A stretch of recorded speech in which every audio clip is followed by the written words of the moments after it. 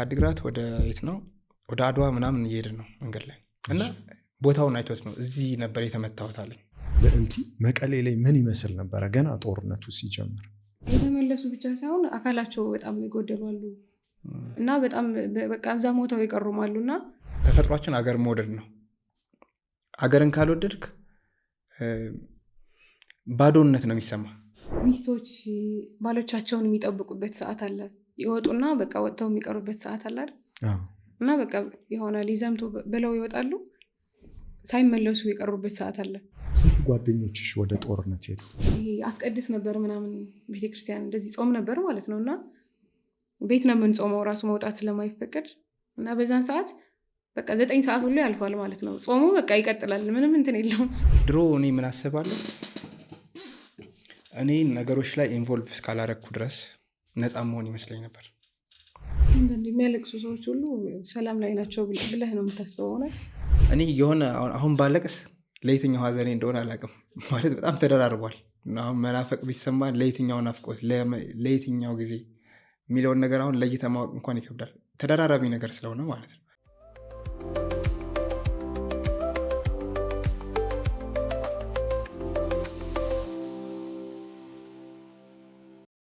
ሰላም ጤና ይስጥልኝ ውድ የዶቃ ፖድካስት ተከታታዮቻችን እንደምን ሰንብታችኋል? ዛሬ ላይ ለየት ያለ እንግዶችን ነው የጋበዝንላችሁ።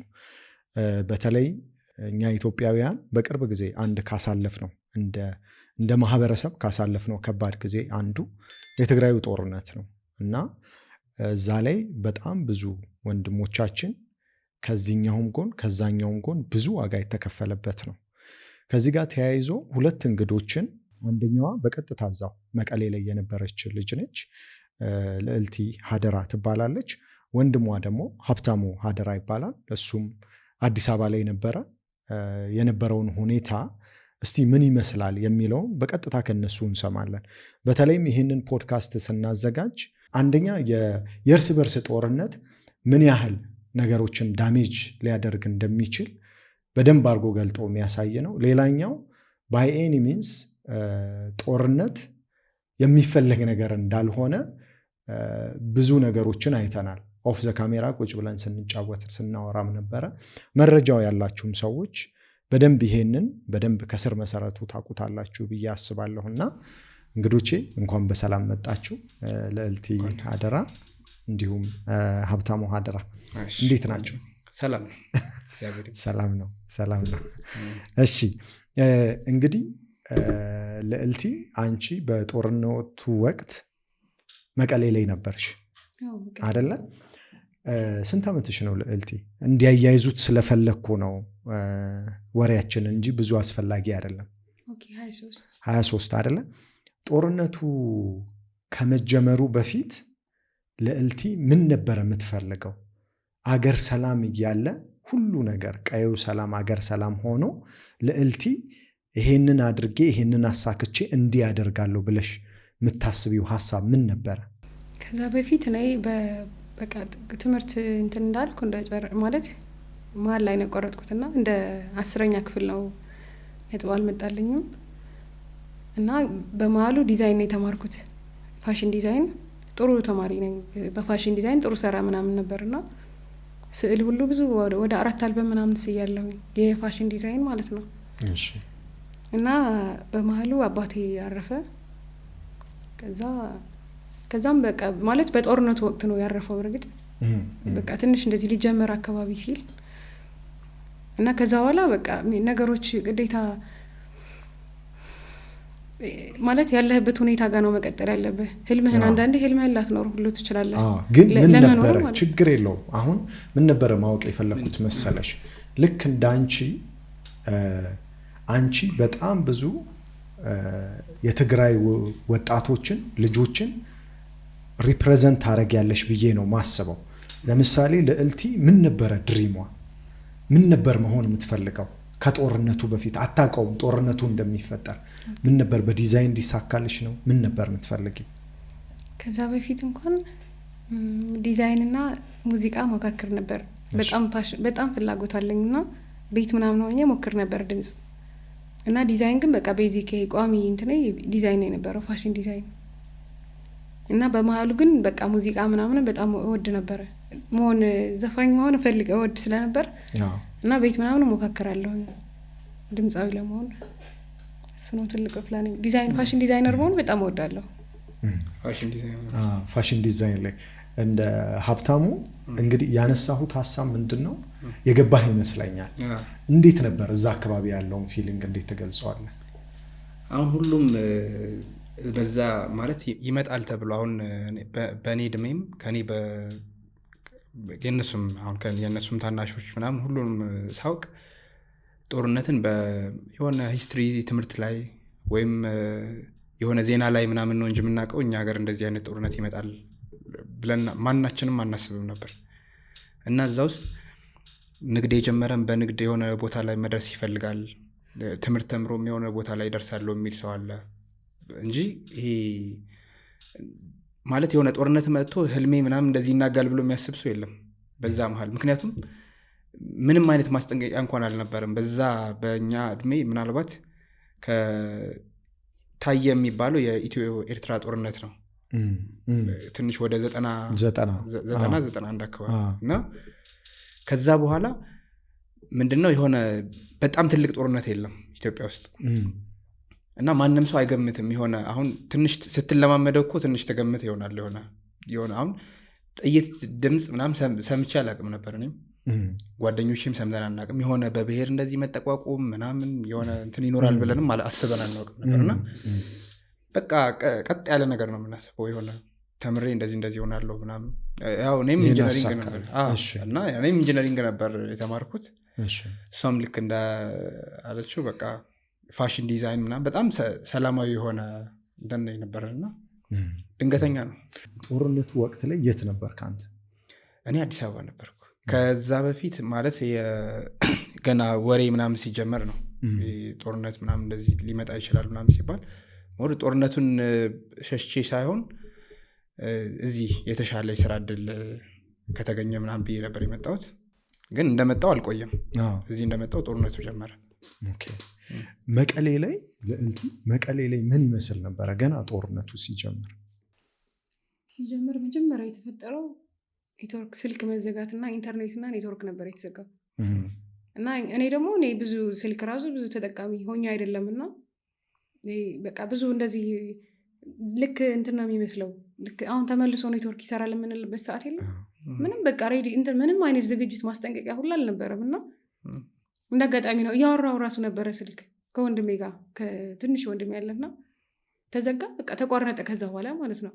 እና ቤት ከተማ ነው ወጣ ብዬ ነበር ክላስ ምናምን ነበር መሀል ላይ እና ሄጄ ስመለስ በቃ ኔትወርክ ከዛ በኋላ ተቋርጧል። እኛ ደግሞ ስለ ጦርነት አናቅም። በቃ ምንም እንትን እንኳን ማስጠንቀቂያ እንኳን ሁላ አልተነገረንም ማለት ነው። እና ቁጭ ብለን በቃ እንደዚህ ጠበቅን ምናምን። ከዛ በኋላ ነው የተጀመረው የሆነ ማናቀው ነገር የለም። ስለ ኢትዮጵያ ውስጥ ሁሉ ሰምተውት የማያውቁ ነገሮች ተሰምተው የማይታወቅ ጦርነቶች ማለት ነው። በተለይ በእኛ እድሜ እኛ እናቅም ነኝ እኛ እናቅም ብዬ ነው ማስበው። ስንት ጓደኞችሽ ወደ ጦርነት ሄዱ? ስንት ጓደኞችሽ ሳይሆን ምታቂው ሰው እዛ ሰፈር ውስጥ ጎረቤት በጣም ብዙ ሄደዋል። ጎረቤት ሰፈር በቃ ሄደዋል። እና እኔ በዛ ሰዓት ግን እንትን ነው የነበረው መቀሌም ስለነበርኩኝ ብዙ የመውጣት እንትን የለኝም። ብዙ አልወጣም ነበር ከቤትና በቃ ግን እንዲሁ ከጎረቤቶች ግን በጣም ብዙ ነበሩ። ሄደዋል እንትና ሄደዋል እየተባለ ይነገረን ነበረ እና ያረፉም አሉ በጣም ብዙ። ምን ያህል ተመለሰ እንደው በግምት? በቃ የተመለሱ ብቻ ሳይሆን አካላቸው በጣም ይጎደላሉ እና በጣም በቃ እዛ ሞተው ይቀሩማሉ እና ምንም እንትን የለውም። በቃ እናታቻቸውን ነው የምታዩ። ሀዘን ነው በቃ ብቻ አብዛኛው ቤት ሀዘን ነው የማስታውሰው። እሱም ብቻ ነው ማስታውሰው። የተረፉት የተወሰኑ ናቸው። መርዶ በትክክል ይረዱ ነበረ? በትክክል ሳይሆን ለመጨረሻ ጊዜ እዚህ እንትን ነበርና ተከልክሎ ሁላ ነበረ እና የሆነ ሰዓት ላይ ይሄ ምንድነው እኛ ማለት አሁን ለምሳሌ የጎረቤት መርዶ ካለ ለእኛ ነው የሚነገረን ማለት ነው። እና እኛ ሄደን ካረደን እኛ ነው ማለት እኛ ነው የምንያዘው። ጥሩ አይደለም ይሄ ምንድነው ማነገራችሁ ተብሎ ለእኛ ነው ልክ ስልህ እኔ ስለተናገርኩኝ ሳይሆን በቃ ብቻ 1-2 ጎረቤታሞች አሉና ከአንዱ ቤት ከሞተ ያ ጎረቤቱ ከተናገረ ማለት ነው አይፈቀድም ነበር እና ሰምተህ በቃ ጸጥ ነው የምትለው። ከዛ የተናገራቸው ልክ እንደ ተራቃ ማለት ነው። ልክ እንደዚህ ቤተክርስቲያን ላይ ምናምን መድረክ ላይ ወጡና ልክ እንደ ኮንሰርት አስበው ማለት ነው። ማለት ልጅ ያክል አስበው ይሄ ልጅ ያክል ወንድም ምናምን እህት ምናምን እና መድረክ ላይ ወጥተው እንደዚህ ስም ይነበባል። እንትና ልጅ እንትና አርፏል እና ታሪክ ይነበብለታል ማለት ነው። እና እናት በቃ እዛ አደባባይ ላይ እዛ ሜዳው ላይ ሆነ ነው የምትሰማው። እናት፣ እህት፣ ወንድም፣ ቤተሰብ ማለት በጣም ከባድ ማለት ነው። እንዲሁ ጎረቤት እንኳን ሰምተን ስሜቱን እናውቀዋለን። በወላጅ ሲሆን ደግሞ አስበው እና ልክ እንደዚህ ነው የተረዱት። ከዛ በፊት የነበረው ግን ተናገራችሁ ሁላ ተብሎ እንትን ነበረው ቅጣት ሁሉ ማለት አይፈቀድም ነበረ እና እየሰሙ ዝምን ያሉ ሁላ ሰዎች አሉ። አሁን ጦርነቱ ላይ በጣም ከከበደው ነገር አንዱ እንዳልሽው ለምሳሌ ማብራት ይጠፋል። በተለምዶ ማብራት ሲጠፋ ተመልሶ ይመጣል። ማይንዳችን ራሱ እንደዛ ነው የሚጠብቀው። ኔትወርክ ሲቋረጥ ተመልሶ ይመጣል እንትን ሲሆን ምናምን። ግን ዛሬ ነገ ይመጣል እየተባለ 2 ዓመት ምናምን ሲሄድ ከዛ ደግሞ የምግብ እጥረት ሲመጣ ከዛ የመድኃኒት እጥረት ሲመጣ ከዛ መራብ ይኖራል። ምግብ እንደ ልብ አይገኝም። ይህን ነገር እንዴት አሳልፋችሁት? እዛ ላይ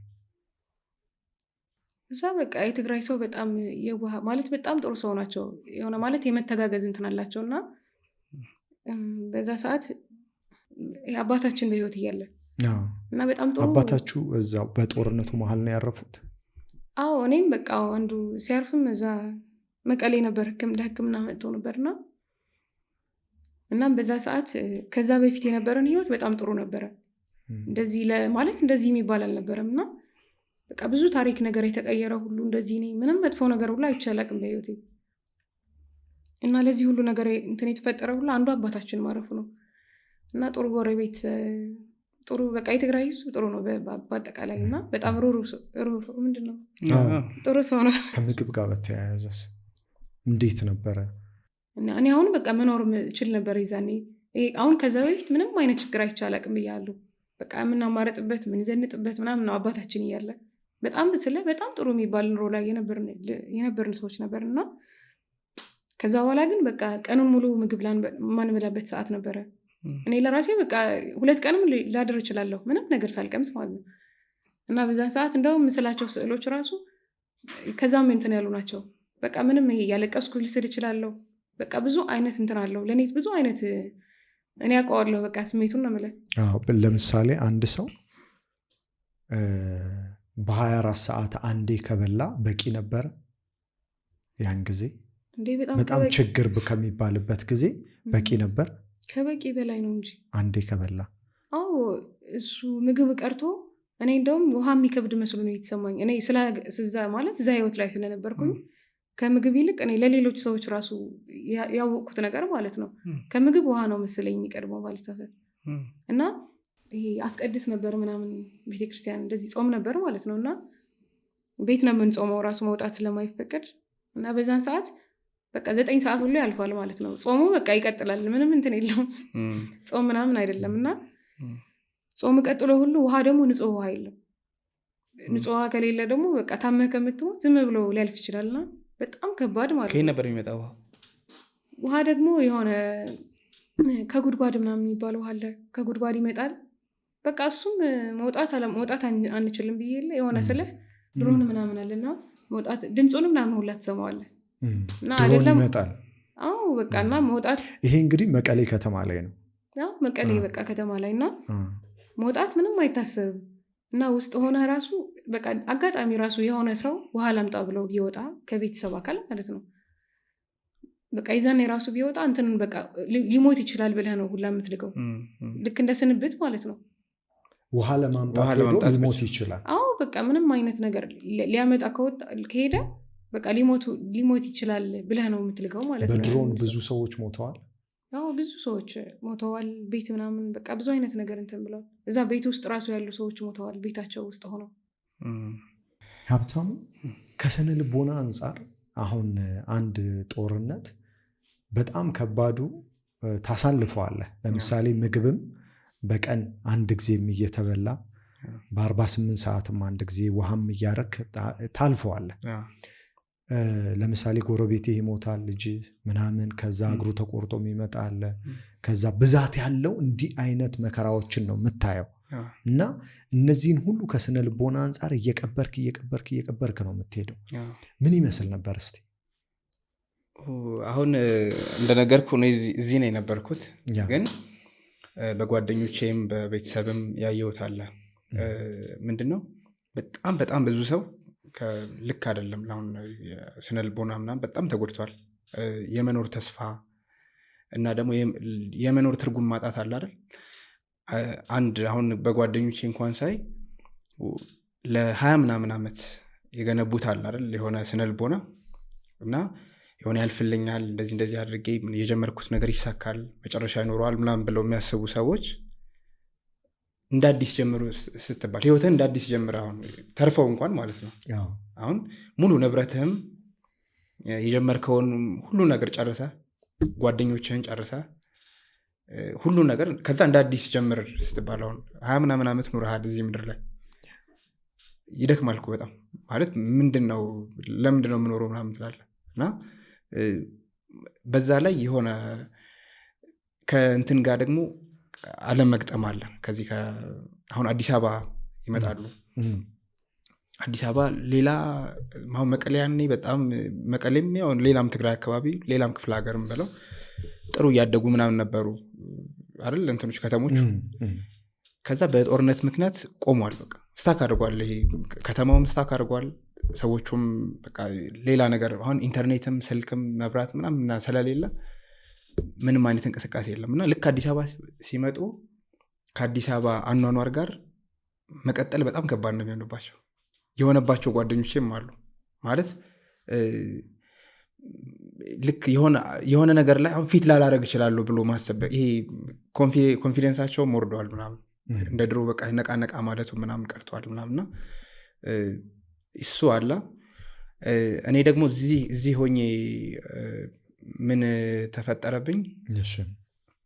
አለመተማመን ይኖራል። አሁን የሆነ ሰዓት ላይ አንድ ሰው እንድትሞት ወይ ደግሞ እንድትታሰር የሚጠቅሙብህ ከሆነ እንደ ሀገር ማለት እኛ ምናምነው ጎረቤትህ ምናምን በቃ አላል ጎረቤት አለ የሚጠብቀኝ የሆነ ሰው አለ ብለህ ነው በነፃነት ጓደኛ ጎረቤት። በተለይ አዲስ አበባ ላይ ልክ ጦርነቱ ከተጀመረ በኋላ አንደኛው ለትግራይ ተወላጆች ቻሌንጅ የነበሩ ጉዳዮች ነበሩ። ከዚህም አካባቢ ብቻ ፕሮፓጋንዳ በሁለቱም በኩል ይነገር ነበረ። ያንን እንዴት ነበረ ኤክስፒሪየንስ ያደረግከው እዚህ አዲስ አበባ ላይ? ማለት ከዚህ በፊት እንደዚህ ብዬው አላቅም። ምክንያቱም የሆነ ለቀጣይ እንትን እንዳይል ሊሆን መቃቃር እንዳይፈጠር ምናምን በሚል ግን ምንድነው አሁን ልክ እንዳልኩ አሁን ኢትዮጵያ የሚባል ትናል እኔ አስታውሳለሁ የጦርነቱ ፕሮፓጋንዳ የሚሰሩበት በኢትዮጵያ ሙዚቆች ነበሩ። የነጥላሁን ሙዚቃ የነ ቴዎድሮስ ታደሰ በሬዲዮ ምናምን ይተላለፉ ነበር እና መጀመሪያ ያስጠላኝ የነሱ ዘፈኑ እንዳለ ይሄ የሚጠቀሙበት ድሮ ወዳቸው ነበር። ከዛ ሁሌ የጦርነት እንትን ነው የሚሰብኩባቸው። በቃ የሆነ ጥላሁን ኢትዮጵያ ምናምን እያለ ይመጣል። ቴዎድሮስ ታደሰ ምናምን በቃ የሆነ ሁሉም ለጦርነት እንደሚጠቀሙባቸው ሳቅ በቃ ዘፈኖቹ ምናምን ጠላው። ከዛ የሚራራልህ ሰው የለም ወጣ ስትል ምናምን ይሄ ማለት ሊጠቁምብህ ይችላል ምናምን ፊር ይፈጠራል እዛ መሀል ላይ የሆነ ከአካባቢ ሰው ጋር ከእንትን ጋርና ከዛ አገርህን መጥላት ትጀምራለህ። አሁን አገር መጥላት ደግሞ ትልቁ ማለት አገር መውደድ ነው። ተፈጥሮ ለኛ የሆነ ለእንትናችን ተፈጥሯችን አገር መውደድ ነው። አገርን ካልወደድክ ባዶነት ነው የሚሰማ። አሁን ምክንያቱም የሆነ በቃ የትም ሀገር ሄደ እኔ ውጭ ሀገር ምናምን ብሄድ እንግዳ ነኝ እዛም ልቆይ አልችልም። አብዛኛው ሰው ከዚህ ውጭ ምናምን ሄደው ምናልባት ለሆነ ፐርፐዝ ነው የሆነ ብር ላገኝ ምናምን ብሎ ነው እንጂ ትክክለኛ ሰው መኖር ያለበት ሀገሩ ላይ ነው። እና ያንን ነገር አገሬን መጥላት ስጀምር እኔ ራሱ እየተደበርኩ መጣሁ። ማለት ቢሎንግ ማድረገው ነገር የለም እዚህ እና ያ በጣም ከባድ ነበር።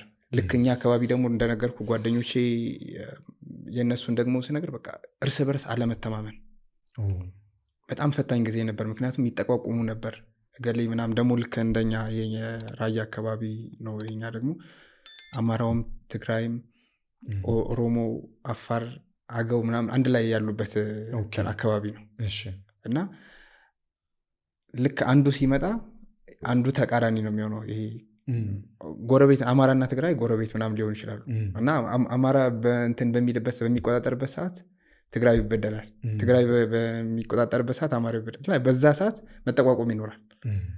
ከዛ በኋላ ሰላም ሆነ ይባል። አሁን ሰላም ሆነ እንበል፣ ስቲል ገና ነው። ግን ሰላም ሆነ እንኳን ብትል እነዚህ ሰዎች ከዚህ በፊት ተጠቋቁመዋል። እንዴት ነው በሰላም የሚኖሩት? እና ፍርሃት፣ በጣም ፍርሃት ነው በቃ የሚፈጥረው። በጣም ከባድ ፍርሃት። የሆነ እንትን እያየሁ ነበረ እዚህ ጋር ለተመልካቾች ለማሳየት ያክል ስዕል የሳልሽው ስዕል ነበረ። ያ ስዕል ምንድን ነው? ሙሽራ ናት፣ ኮፍያ ይዛ በጀርባዋ ቆማለች። እስቲ ስለሱ ስዕል ንገሪኝ። እሱ ስዕል አንዱ በእንትን ነው የሳልኩት። የወንድሜ ግጥም አለ፣ አላዛር ጠሪ ወፍ ነው የሚለው ርዕሱና እኔ ማለት ነው ወንድሜ። በዚህ አጋጣሚ ተመልካቾቻችን ሀብታሙ አደራ ገጣሚ ነው። የግጥሙ መድብል እንዲህ ያለም የለ እንዲህ ያለ የለ። እሺ አንዱ በዛ ነው የሳልኩት። ሁለተኛ አብዛኛው እዛ ትግራይ ላይ እየተፈጠረ የነበረው ነገር ሚስቶች ባሎቻቸውን የሚጠብቁበት ሰዓት አለ። ይወጡና በቃ ወጥተው የሚቀሩበት ሰዓት አለ አይደል? እና በቃ የሆነ ሊዘምቱ ብለው ይወጣሉ፣ ሳይመለሱ የቀሩበት ሰዓት አለ እና እነሱ ቁጭ ብለው በቃ እነሱን የሚጠብቁበት እና አሁን ብዙ ጊዜ ሙሽራ ደግሞ በእንትን ነው የሚገለጸው፣ በፍላወር የለ ይሄ አበባ ይዛ ነው የምትጠብቀው ሚስትና እሷ ደግሞ የባሏን ከጦርነት እንደውም ስዕሉ ላይ ፊት ለፊት እንትን አለ የጦርነት ምንድን ነው ድሮን እና ፕሌን ምናምን ያለው አብዛኛው እየተተኮሰ ምናምን እና ውጭ ቆማ እየጠበቀችው ነው ምስሉ ላይ ያለው እና አብዛኛው የትግራይ ሴቶች እየተፈጠረ የነበረ ነገር ነው። እሱን ለመግለጽ ነው የሳልኩት እና አንዱ በግጥሙ፣ ሁለተኛ እሱ ነው የሳልኩት። እስቲ ግጥሙ ያንተ ስለሆነ ግጥሙን ትልልናለህ? እሺ አሁን ከግጥሙ በፊት እንትኑ አሁን ምንድነው ጦርነት ሲባል ብዙ ጊዜ በእንትን ነው የምንሰማው፣ ዝም ብሎ በቃ በጀነራል ነገር ነው የምንሰማው። አሁን የምናምን ሰው ሞተ እንደዚህ፣ ይሄ ማን ስታሊን ነው የሚለው፣ ልክ አንድ ሰው ሲሞት የሆነ ሰው ሞተ ይባላል። በሺዎች ሲሆኑ ስታቲስቲክስ ነው የሚሆነው እና ሰው የጦርነትን አስከፊነት በደንብ አይረዳውም በእንደዚህ መልኩ ከተነገረ። እና እኔ ስጽፈው ጦርነት ምን ያህል በቃ አሁን አንድ ቤት ውስጥ ምን ያህል ክፍተት ሊፈጥር ይችላል የሚለውን ነገር እያሰብኩ ነበር። እና አንድ ጓደኛዬ እንደዚህ ባልና ሚስት እንደዚህ ተቃቅፈው ነው፣ እሱ ወታደር ነው፣ ሊዘምት እየተሰናበታት ፎቶውን ስትልክልኝ ያኔ ነው በዛ ኢንስፓይሬሽን ነበር የጻፍኩት። እና ልበልላችሁ። በአንተ ስም ተጠራሁ፣ በድፍረትህ ኮራሁ፣ ግን ልትለየኝ ነው ብቻዬን ነኝ ፈራሁ። ለካ እንዲህ ብርቅ ነው የአንድ ሌሊት እንቅልፍ፣ ለካ እንዲህ ይሞቃል የክንዶችህ እቅፍ። አየ ጦርነት ግፍ፣ ምን ለአገር ቢዘምቱ ጠላትን ቢመቱ፣ ለሰንደቅ ዓላማ በክብር ቢሞቱ፣ ነገር ሁሉ ከንቱ የልብ አያደርስም፣ የአፍቃሪን ጥያቄ ጦር ሜዳ አይመልስም። መቼስ ልትሄድ ነው ዝመት የአባትህ ነው፣ ኢትዮጵያዊ ሆነህ የተለመደ ነው። ግን እንጋባለን ብለሃል ለግንቦት፣ ነገርኩህ እንዳትሞት።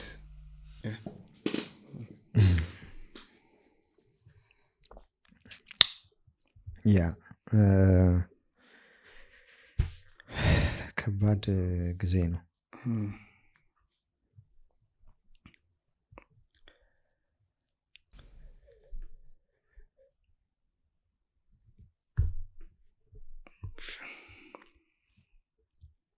ያው ከባድ ጊዜ ነበር ያለፈው፣ እንደ ሀገር፣ እንደ ቤተሰብ፣ ብዙ ነገር ማለት ነው። እና ይሄ አሁን ግጥም ብቻ አይደለም።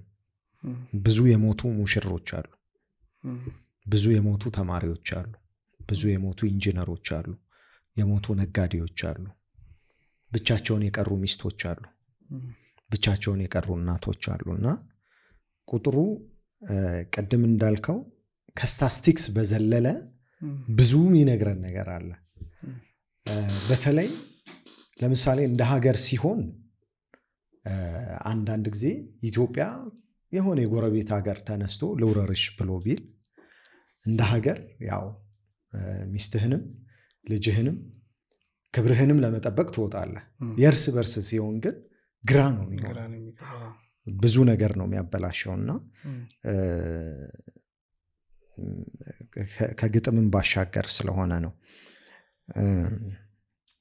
ወደ ልዕልቲ ስመጣ ለምሳሌ በጦርነቱ ወቅት ቅድም እንዳልሽኝ በ24 ሰዓት አንድ ጊዜ መብላት፣ እሱንም በቂ ምግብ መብላት ከባድ ነበረ። በዛ ወቅት ብሩሽ ይዞ ብሩሽም ባይሆን ኤኒ ማቴሪያል ይዞ ለመሳል መነሳት እንዴት ነበር ስሜቱ? ምን ይመስል ነበረ? እሱን አሁን ለመጀመሪያ ጊዜ የመጣልኝ ማለት ነው። ለመጀመሪያ ጊዜ በቃ እንደዚህ ለስዕል ቤት በረንዳ ላይ እንትን ነበር፣ ነጭ መሬቱ ላይ ነጭ ነገር ማለት ምንድነው፣ በረንዳ ላይ ሴራሚክ ነበረ ማለት ነው። እና መብራትም አልነበረም አይደል። ከዛ ከሰል እሳት ላይ ያይዝ ብዬ ከሰል ምናምን አቀራርቤ እና አንዱ ከሰል ወደቀ ማለት ነው። እና ሲወድቅ ነጭ ሴራሚክ ላይ የሆነ የሚያምር እንትን ፈጠረ። የሚያምር በቃ የሆነ አርቲስቲክ የሆነ በቃ ብቻ አብስትራክት የሆነ ነገር የለም ራሱ ሰው ነገር የሆነ ነገር ሰራ ማለት ነው። እና እሱን ሳየው በከሰል እኔ ደግሞ አይቻል አቅም ከዛ በፊት በከሰል ምናምን ያምራል ብዬ አሰብኩና በቃ ተመልሼ ራሴን ልዕልት እንዴ ተረጋጊ፣ በዚህ ሰዓት ማለት በዚህ ሰዓት ራሱ ስለ ስዕል ማሰብ በቃ እንደ እንትን ቆጥሬው እንደ ስህተት ማለት ነው ቆጥሬው። ከዛ የሆነ ቀን በቃ ዝም ብዬ የተደበቅኩና ይሄ ከሰል አምጥቼ ምንም በቃ ማንንም ሳላማክር ቤተሰቡን ሁሉ ማለት ነው። እና መጀመሪያ ቀን እናቴ እንትን ተመጣ ነበር፣ ይሄ ዲዛይን ፋሽን ዲዛይን ተማሪ ነበርኩኝ ብዬ የለም እና በቃ የሆነ ነገር የሆነ ይሁን ብቻ ትሳልበት ብላ 3 አልበሙን ስዬ ያስቀምጨው ነበርና ወረቀት እርሳስም እንዳነሰኝ አይታይ ነበርና እናቴ እና እሷ ብቻ ነበረች ትልቅ ሰው ስለሆነች እሷ ብቻ ምንም ስለማትሆን ቤተክርስቲያን ትሄድ ነበር። እና ደርሳ ስትመለስ የአንከር ወተት እርዳታ ነው እኔ አላቅም ብቻ የሆነ ነገር ነበረ ውጭ ፖስተር አለ፣ ይሄ የሚለጠፉ ፖስተሮች የማስታወቂያ ፖስተሮች። ጀርባውን እንደውም ፎቶ አንስቼው ነበር አሳያለሁ። እና እሱን መንገድ ላይ መኪና ምናምን ሲጥሉት ይሄ ይጣላል ፖስተር ስለሆነ ጠለውት ምናምን ሲሄዱ ሰብስባ ደብቃ ምናምን ይዛልኝ መጣች ማለት ነው። እና እኔ ደግሞ እንዴት በዚህ ሰዓት ይሄን ይዘሽ ትመጫለሽ ማለት ማሰቧ ራሱ በቃ እኔ ማለት ቆጣ ብዬ ተናግሬ ማለት ነው። ጦርነት እኮ ነው እንዴት እንደዚህ እና አስቀምጣው በቃ የሆነ ሰዓት ላይ ልክ አሁን እንዳልኩ ከሰል ምናምን እንደዚህ እንትን ሲል ምን ላይ ልሳለ ምናምን ብዬ አስቤ ያመጣችልኝ ወረቀት ትዝ አለኝ ማለት ነው። እና ክፍሌ ነበር መሀል ላይ ማለት ከቤታችን ከሰርቪሶች ነበርና አንዱ ውስጥ ሆንኩኝና ከሰል አምጥቼ ከሰሉን ቀጥቀጬ እንደዚህ ነፍቼ ማለት እንደዚህ በጣም እንትን እንዲሆን እንደ ዱቄት እንዲሆን ማለት ነው። ምንም በቃ የሆነ እና ማጣበቂያውን ደግሞ ከስንዴ የተጠቀምኩትኝ ይሄ በእርዳታ ይመጣ ነበረ ብዬ የለም እና በዛን ሰዓት ላይ እኔ ብቻ ነበርኩኝ፣ ወጣት ሴት ነኝ ስለነበርኩ እኔ ነኝ የግድ መስራት ያለብኝ። እና በዛን ሰዓት ላይ ሲሰራ ምናምን ነው ይሄ ስንዴ ደግሞ እንትን አይልም ደረቅ ነው በተፈጥሮ ስንዴ እና ቶሎ እጅ ላይ ራሱ ቶሎ የመልቀቅ ባህሪ የለውም። ሊጡን ነው የምትይው? ሊጡ ነው። እና እንደዚህ ስጋግር ምናምን እጅ ላይ በቃ ይቀራል፣ ደረቅ ሆኖ ነው የሚቀረው። እና ብቻ የሆነ ጥቅም ላይ መዋል እንዳለበት አስብ ነበረ ማለት ነው። እና የሆነ ሰዓት ላይ እሷም ወረቀት አመጣችልኝ እና ክፍሌ ውስጥ ዝም ብዬ ልሞክር ብዬ ደግሞ እንደውም ለመጀመሪያ ሰዓት ላይ ምንድነው ለመጀመሪያ ጊዜ ሳልኩት ስዕል ፀጉሯ አፍሮ ሴት እንደዚህ እንትን ሀለሃ ምናምን ያለው እንደዚህ ደረቷ ላይ ነው ሙሉ ፊቷ ላይ ፊደሎች ያሉት እሱን ነው የሳልኩትና ፊደሎቹን እንደውም ማለት በኋላ ነው ያደረኩት። ይሄኛው ማለት ያምራል ብዬ ስላልጠበቅኩኝ ማለት ነውና ያ የምፈልገው ፓርት ብቻ ጥቁሩና የምፈልገው ፓርት ብቻ ቀብቼ ሞክረዋለሁ። በቃ ኖርማል የሆነ ማለት ከምፈልገው በላይ ማለት ነው። በዛ በጦርነት ሰዓት ላይ መደሰት አስበው በቃ ይሄ በጣም ደስ የሚል ስሜት ነው ያለው። በትንሽ ነገር ነው ደግሞ በዛን ሰዓት ላይ እኔ ሌላን ሰውን አላውቅም ብቻ እኔ ግን በዛን ሰዓት በቃ በጣም ትንሽ ነገር ነው የሚያስደስተኝ የነበረው። በጣም ከባድ ደስታ ማለት ነው። ብዙ ነገር ስታጣ ትንሽ ነገር ነው አማራጭም የለህም። ትንሽ ነገር ስታገኝ መደሰት በጣም ነው በቃ ከአቅሜ በላይ ደስታ በቃ አልቅሼ ምናምን ጎረቤት ሰብስቤ እናቴን ጠርቼ ምናምን ያሳዩዋቸው ያ ስዕል ማለት ነው። ምንድን ነው ስዕሉ የሚገልጸው የነበረው? ስዕሉን በቃ አንድ እንደ አበሻዊ የሆነ ማለት የኛን ስዕል አለ አይደል? ጥቁር ጸጉር ያላት እና በቃ ጥቁር አይነት እንትን ነው። መጀመሪያ በቃ እሱን ብቻ ይምጣ ብዬ ነው የሳልኩት። እሱ እንኳን እውነት ለመናገር በጣም በትርጉም ተጨንቄ አይደለም የሳልኩት፣ ብቻ ስዕል ይሁን ብዬ ነው ያሰብኩት። የመጀመሪያ ስዕሌም ስለሆነ በዛ ላይ የአበሻ አይነት የሚገልጽ ነው። ጸጉሩ አፍሮ ሴት ነው። በዛ ላይ ያለሀሜ እኛ ፊደሎች ናቸው ብዬ ነው የሳልኩት። የመጀመሪያ ስዕሌ እሱ ነው። ሀብታሙ ለምሳሌ አንዳንድ ኃላፊነቶች ይኖራሉ። ቤተሰብህ ያለው እህትህ ከአንተ ጋር ነች እዚህ ያለችው፣ ያንተን ሰፖርት ሊፈልጉ ይችላሉ። በጦርነቱ ሰዓት ደግሞ አንተ እዚህ ነበርክ። እንዳልከው ኢንጂነሪንግ ተማሪ ነበርክ? አይ ጨርሻለሁ። ጨርሰሃል? አሁን ስራ በሱ እየሰራህ ነው? አሁን ኢንጂነሪንግ ላይ አይደለም፣ ያው ጸሐፊ ነኝ። ትጽፋለህ? ኦኬ። መጽሐፍም አለኝ፣ የግጥም መጽሐፍ አለኝ እንዲህ ያለም የለሚል። ከዛ ደግሞ የስክሪፕቶችን ምናምን ጽፋለሁ፣ የድራማ። ኦኬ። እዛ ላይ በዛ ነው እየተዳደርክ ያለ። ምን ያህል ታግዛቸዋለህ? ቤት ይሳካል? ምን ይመስላል? አይ እንትን ከባድ ነው። አሁን ልዕልትን እንኳን ወደዚህ የጠራዋት ሁለተኛ ጦርነት ይነሳል ሲባል አሁን ከዛ በፊት ያሳለፈችውን በጣም የሆነ ሰምቼ የነበረውንም ነገር ስላየው፣ ቤት ውስጥም የነበረውን ክፍተት ሁሉን ነገር ስላየው ከባድ ነበር። ይሄ ድጋሚ ጦርነት ተነስቶ እዛ እንድትቀጥልም አልፈለግኩም ነበር እና እዚህ ሳመጣት የምር የሆነ ስላለኝ አይደለም፣ የሆነ ገቢ ስላለኝ በጣም ይሄ እሷን ለማስተዳደር ምናምን ሳይሆን ነግራት አለውም የምር አይደል። ልክ ስትመጥ በቃ በሆነ ወራት ውስጥ ስራ ካገኘሽ ነው በቃ ከኔ ጋር የምትሆኘው አልኳት። ምክንያቱም መኖር አንችልም፣ እሷ የግድ መስራት ስላለባት ምናምን እና ለጓደኞቼ የተናገርኩኝ በቃ ስራ ፈልጉላት እና ጎበዝ ዲዛይን ስለምትሰራ ጓደኞቼ እንደዛ ፈለግኩላት። ከዛ አገኘች ስራ። የተወሰነ ምንድነው የራሷን ወጪዎች እንኳን ከቨር እንድታረግ ነው እንጂ ሌላ የተለየ እንትንም የለውም።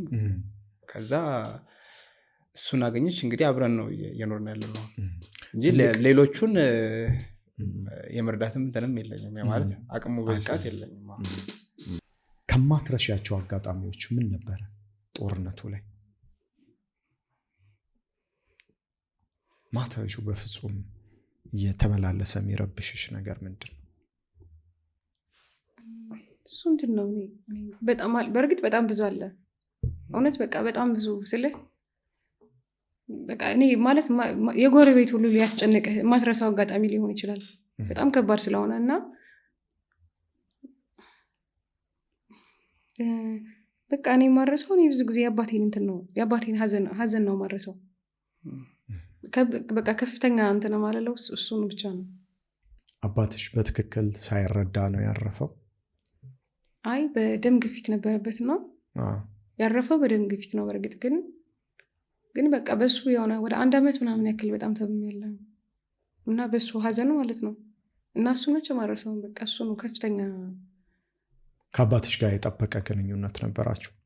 አዎ በጣም በቃ በጣም እንደ ተጫዋች እንደዚህ እንደ ልጅ እንደ ጓደኛ ምናምን ነው የሚቀርበው። ከልጆች ጋር እንደዚህ አይነት ግንኙነት ነው ያለው እና አንዱ እሱም ነው በቃ የሆነ እና በጣም ብዙ አለ። እኔ ማለት እንደዚህ ለማስታወስ ራሱ ይከብደኛል። የመጨረሻዎቹ ጊዜዎችም ከእሱ ጋር ስናሳልፈችው እና በዛ ላይ በቃ ይሄ ምንድነው በቂ ሕክምና ቢኖር በዛ ሰዓት የሆነ ደህና የመዳን ተስፋ ያለው ነገር ነው እና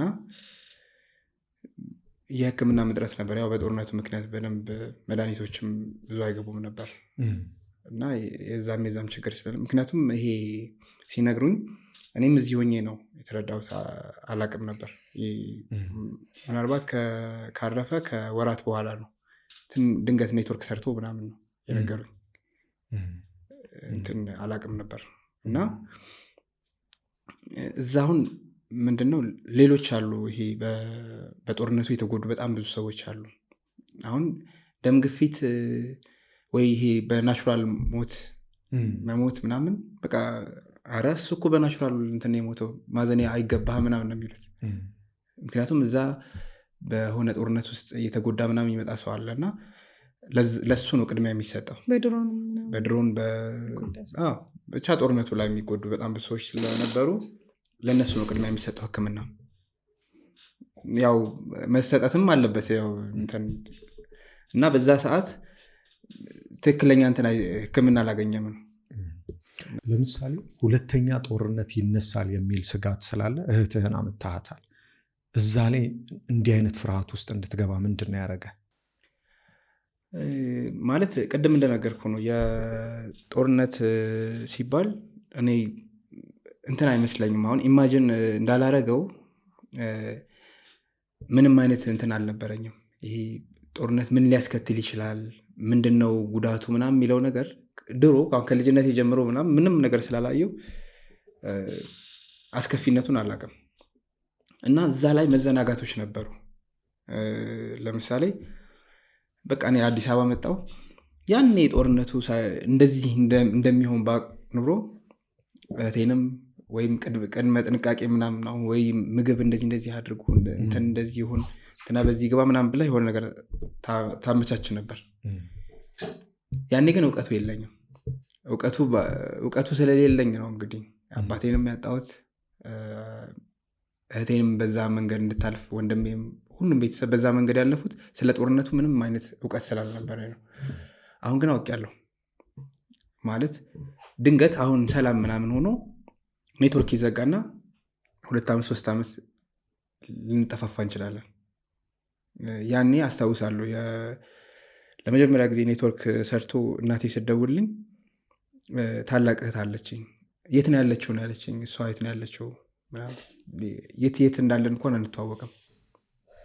እሷን ለማጣ ነበረች ታላቅ እህቴ። እና እነሱን እንትን አልኩኝ። ሁለታችን ነበር ያጣቸው እናቴ። የት አሁን እኔ ምን አይነት ሁኔታ ውስጥ እንዳለው አታውቅም፣ እነሱ ምን አይነት ሁኔታ ውስጥ እንዳሉ አናውቅም። ይሄ ሁሉ ግን ድንገት በቃ ኔትወርክ ተዘጋ ተብሎ በዛው 2 ዓመት ቆየ ማለት ነው። እና አሁን እንደዚህ አይነት መዘናጋት አልዘናጋም። የሆነ ነገር ጭምጭምታ ነገር ከሰማው እንደዚህ አይነት ውሳኔዎችን ነው መወሰን ያለብኝ። የሚፈጠሩ አይታወቅም። ስቲል አላውቅም ይሄ ምክንያቱም ያኔ ሰላም ምናምን ያለ ድንገት እንደዚህ አይነት ነገር የተፈጠረውና አሁንም መተማመኛ የለኝም። በቃ ራሴን ነው ወይ ደግሞ ቤተሰቤን ነው መጠበቅ የምችለው በእንደዚህ አጋጣሚ። እንደዚህ አይነት አጋጣሚዎች እንዳልከው በጣም አስፈሪ ነው። ጦርነት ያው ፖለቲካ ላይ ያሉት ወይንም ጦርነትን የሚመሩት ወታደሮች ናቸው የሚያውቁት። ለሌላው ህዝብ ሰርፕራይዝ ነው የሚሆነው። ልዕልቲ አንድ እንትንሽ ላይ ስዕሎችሽ ላይ አንደኛው በጣም የሚጮህ ሰው አለ። እስቲ ስለዛ ሰው ንገሪኝ። እሱን ስዕል እንትን ነው የሳልኩት። አንዱ በእርግጥ አንዳንዴ እንትን አለ ድንገት የሆነ እኔ ከመጀመሪያም ሰዓሊ ነኝ ብዬ ስላላሰብኩኝ እንደ ሰዓሊ አይደለም ራሴን የምቆጥረውና ድንገት ፊሊንግ ናቸው ስዕሎች ደግሞ በቃ አጋጣሚ ትስለዋለህ።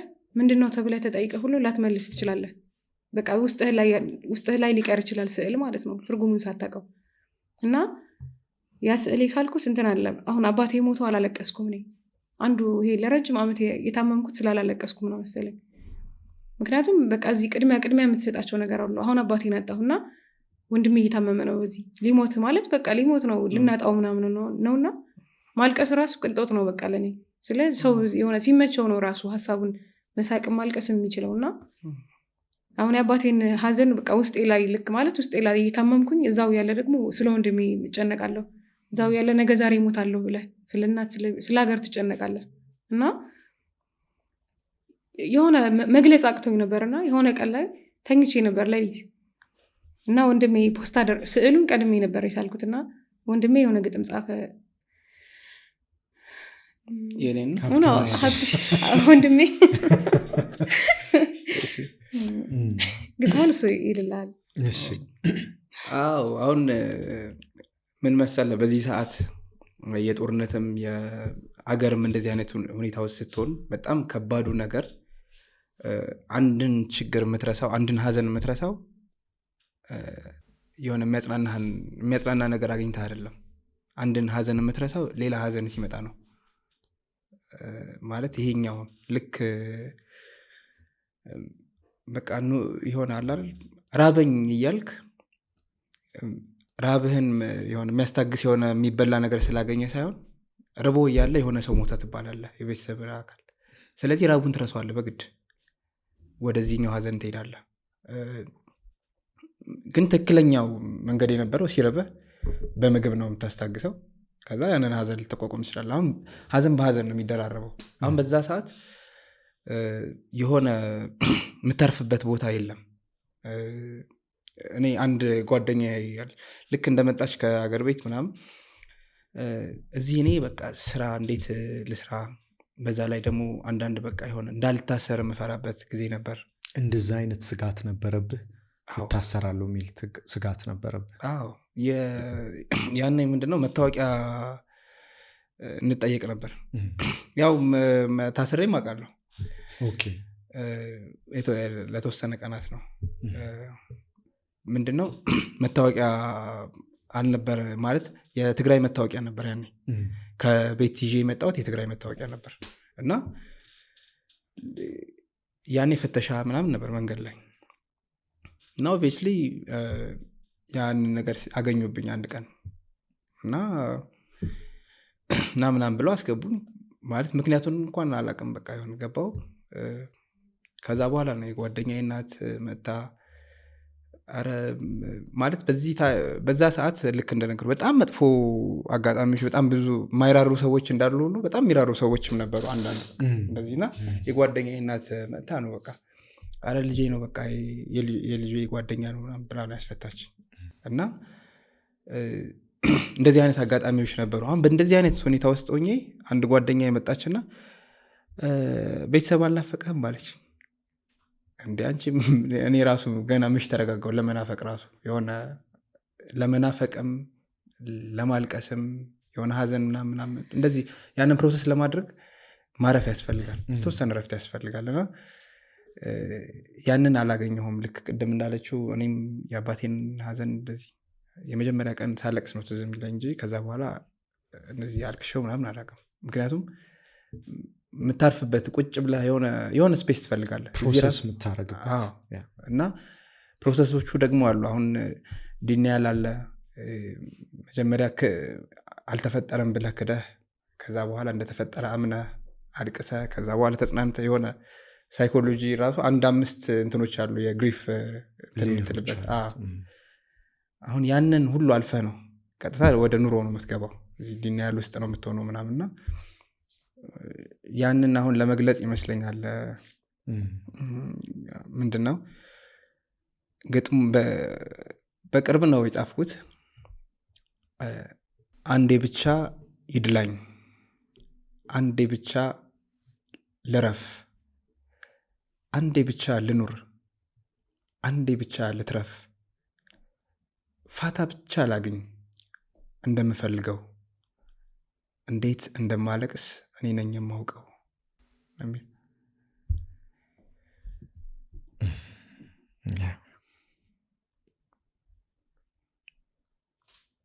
አንዳንድ የሚያለቅሱ ሰዎች ሁሉ ሰላም ላይ ናቸው ብለህ ነው የምታስበው አይደል?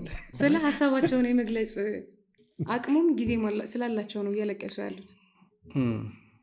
በተደጋጋሚ አሁን በጣም እኔ ማስታውሰው ትንሽ እንኳን ኔትወርክ ምናምን አንዳንዴ ሲሰራ እንትን አሁን በጣም የቅርብህ ጓደኛህን ፖስት ላይ በቃ RIP ምናምን ብለው ፖስት አድርገውት ሞቷል እና ያንን የምሰማው አስታውሳለሁ። ስራ እየገባው ነው የምሰማው። የሆነ ታክሲ ውስጥ ምናምን ሆኜ ልክ ፌስቡክ ስከፍት RIP ምናምን እንዴ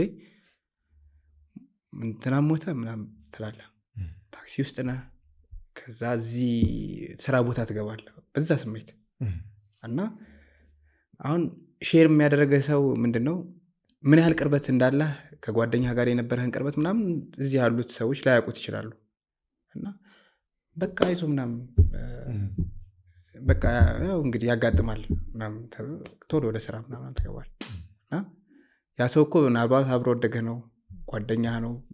በየቀኑ ግን ይሄን እውነቴን ነው የምልህ በየቀን እኔ አንድ ቀን አስታውሳለሁ የሆነ ሙሉ ሳምንቱን ቀን በቀን ይወጣ ነበር ቀን በቀን በቃ አዎ። እና እኔ እንጂ አሁን አላስታውስም እንዳለቀስኩኝ በቃ ሙሉ እንዲሁ አለፈ የሆነ እና ትንሽ አርት የሚጠቅመው እሷም ጋር እኔም ጋር ያለው ነገር ስዕል ያው ኢነርጂን ነው የምታወጣበት።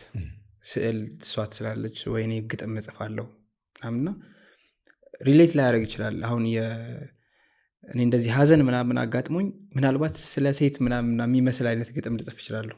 ዋናው ግን ኢነርጂ መውጣት ነው። እኔ በዛ ሰዓት ይሄ በቃ ኢነርጂ ወጣ፣ ያ ሀዘኔ እየወጣ ነው ቀስ በቀስ ምናምንና ኢቭን መጽሐፍም የሆነው እሱ ነው።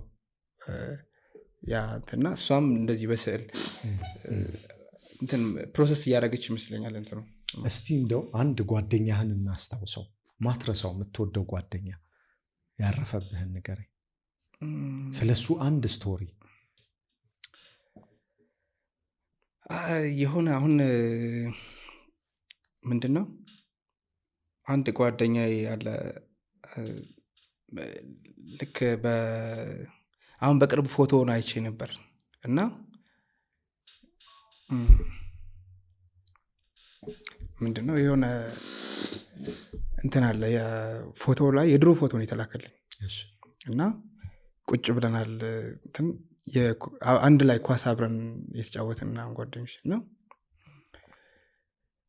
እዛ ቁጭ እንትን ከኔ አጠገብ ነው ያለው እና የድሮ ፎቶ ምናምን የተላከልኝ እና ሳየው አሁን እዛ ፎቶ ላይ የሆነ የሞቱ እንትን ያሉ ምናምን አሉ ማለት አንድ ቲም የነበርን ምናምን ኳስ አብረን የተጫወትን የልጅነት ጓደኞች እና እዛ ውስጥ አሁን እንትን ተጣልተን ሁላ እናውቃለን። እንደዚህ የሆነ እልህ ታውቃለህ የሆነ በቃ ተቃራኒ ቡድን ሆነን እልህ ምናምን በቃ እንትን መጣላቱ ምናምን ነበረ።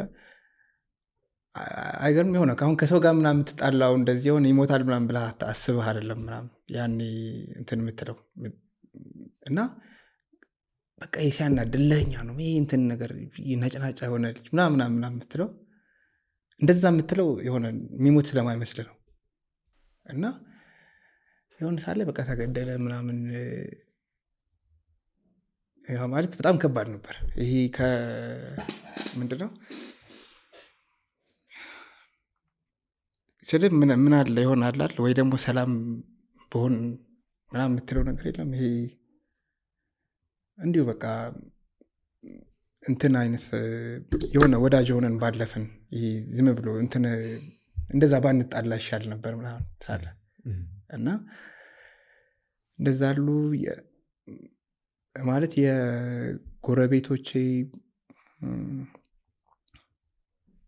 ማለት የሆነ ይሄ ነው ምናምን ለማለት ቀን በቀን ነው አሁን የምታየው። አሁን አንድ ሰው ሲጎድል ምንድነው ልክ ስታጣው የሚገባህ ሰው አለ ይገባሃል። በቃ ያ እዛ ቦታ ላይ እንደሌለ ስታስታውስ ምን ያህልህ እንደነበረ ታውቀዋለህ። ያ ሰው የሆነ አንተ ውስጥ ለካ ይህን ያህል ቦታ ይዞ ነበር እንደ ምናምን የምትለው አይነት ሰው አለ።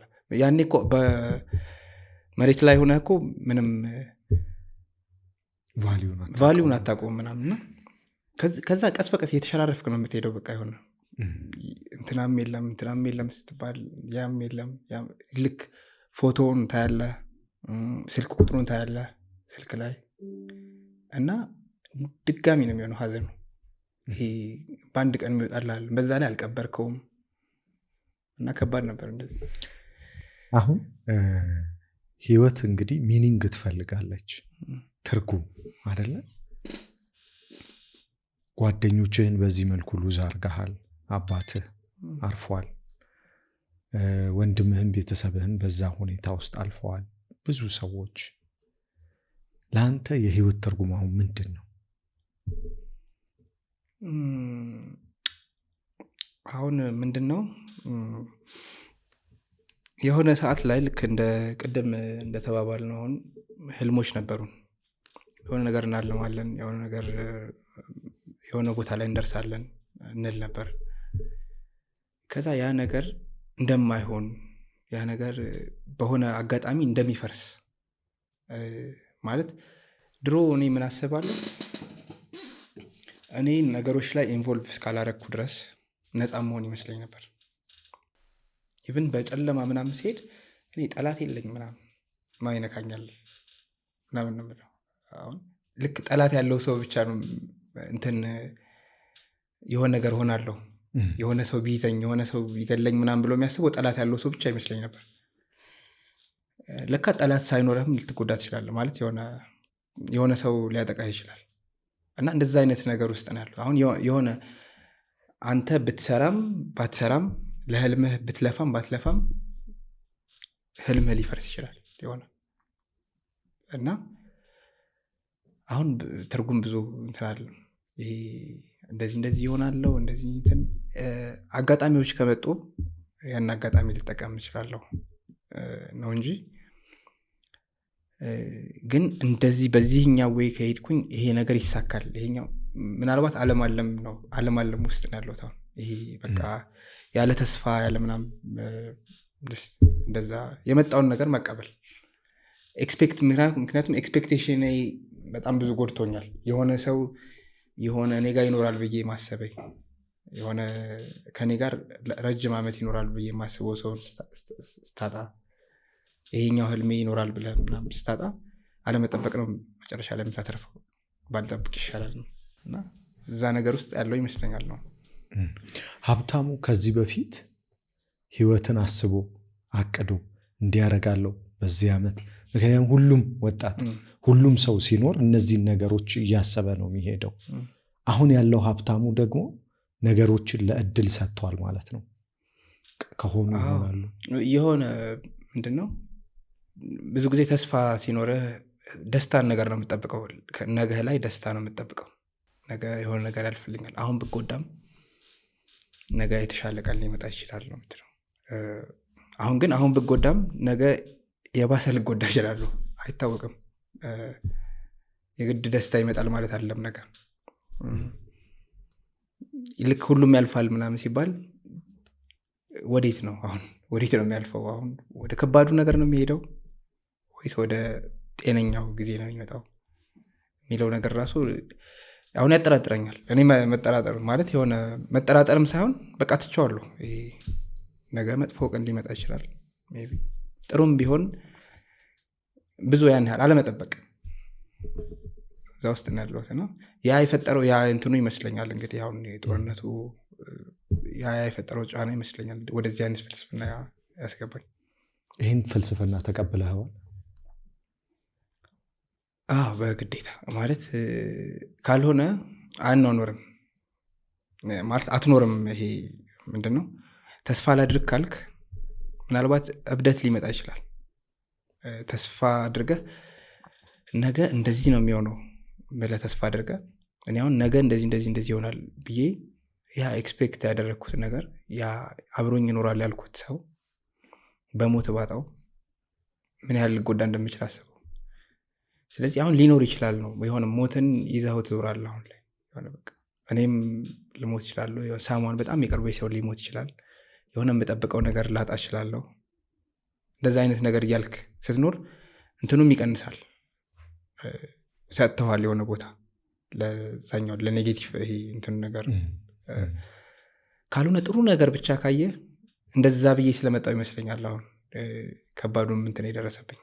ወጣትነት አንዱ ይሄ አይደለ ማለት ዋይልድ ሆነህ ማሰብ ነው።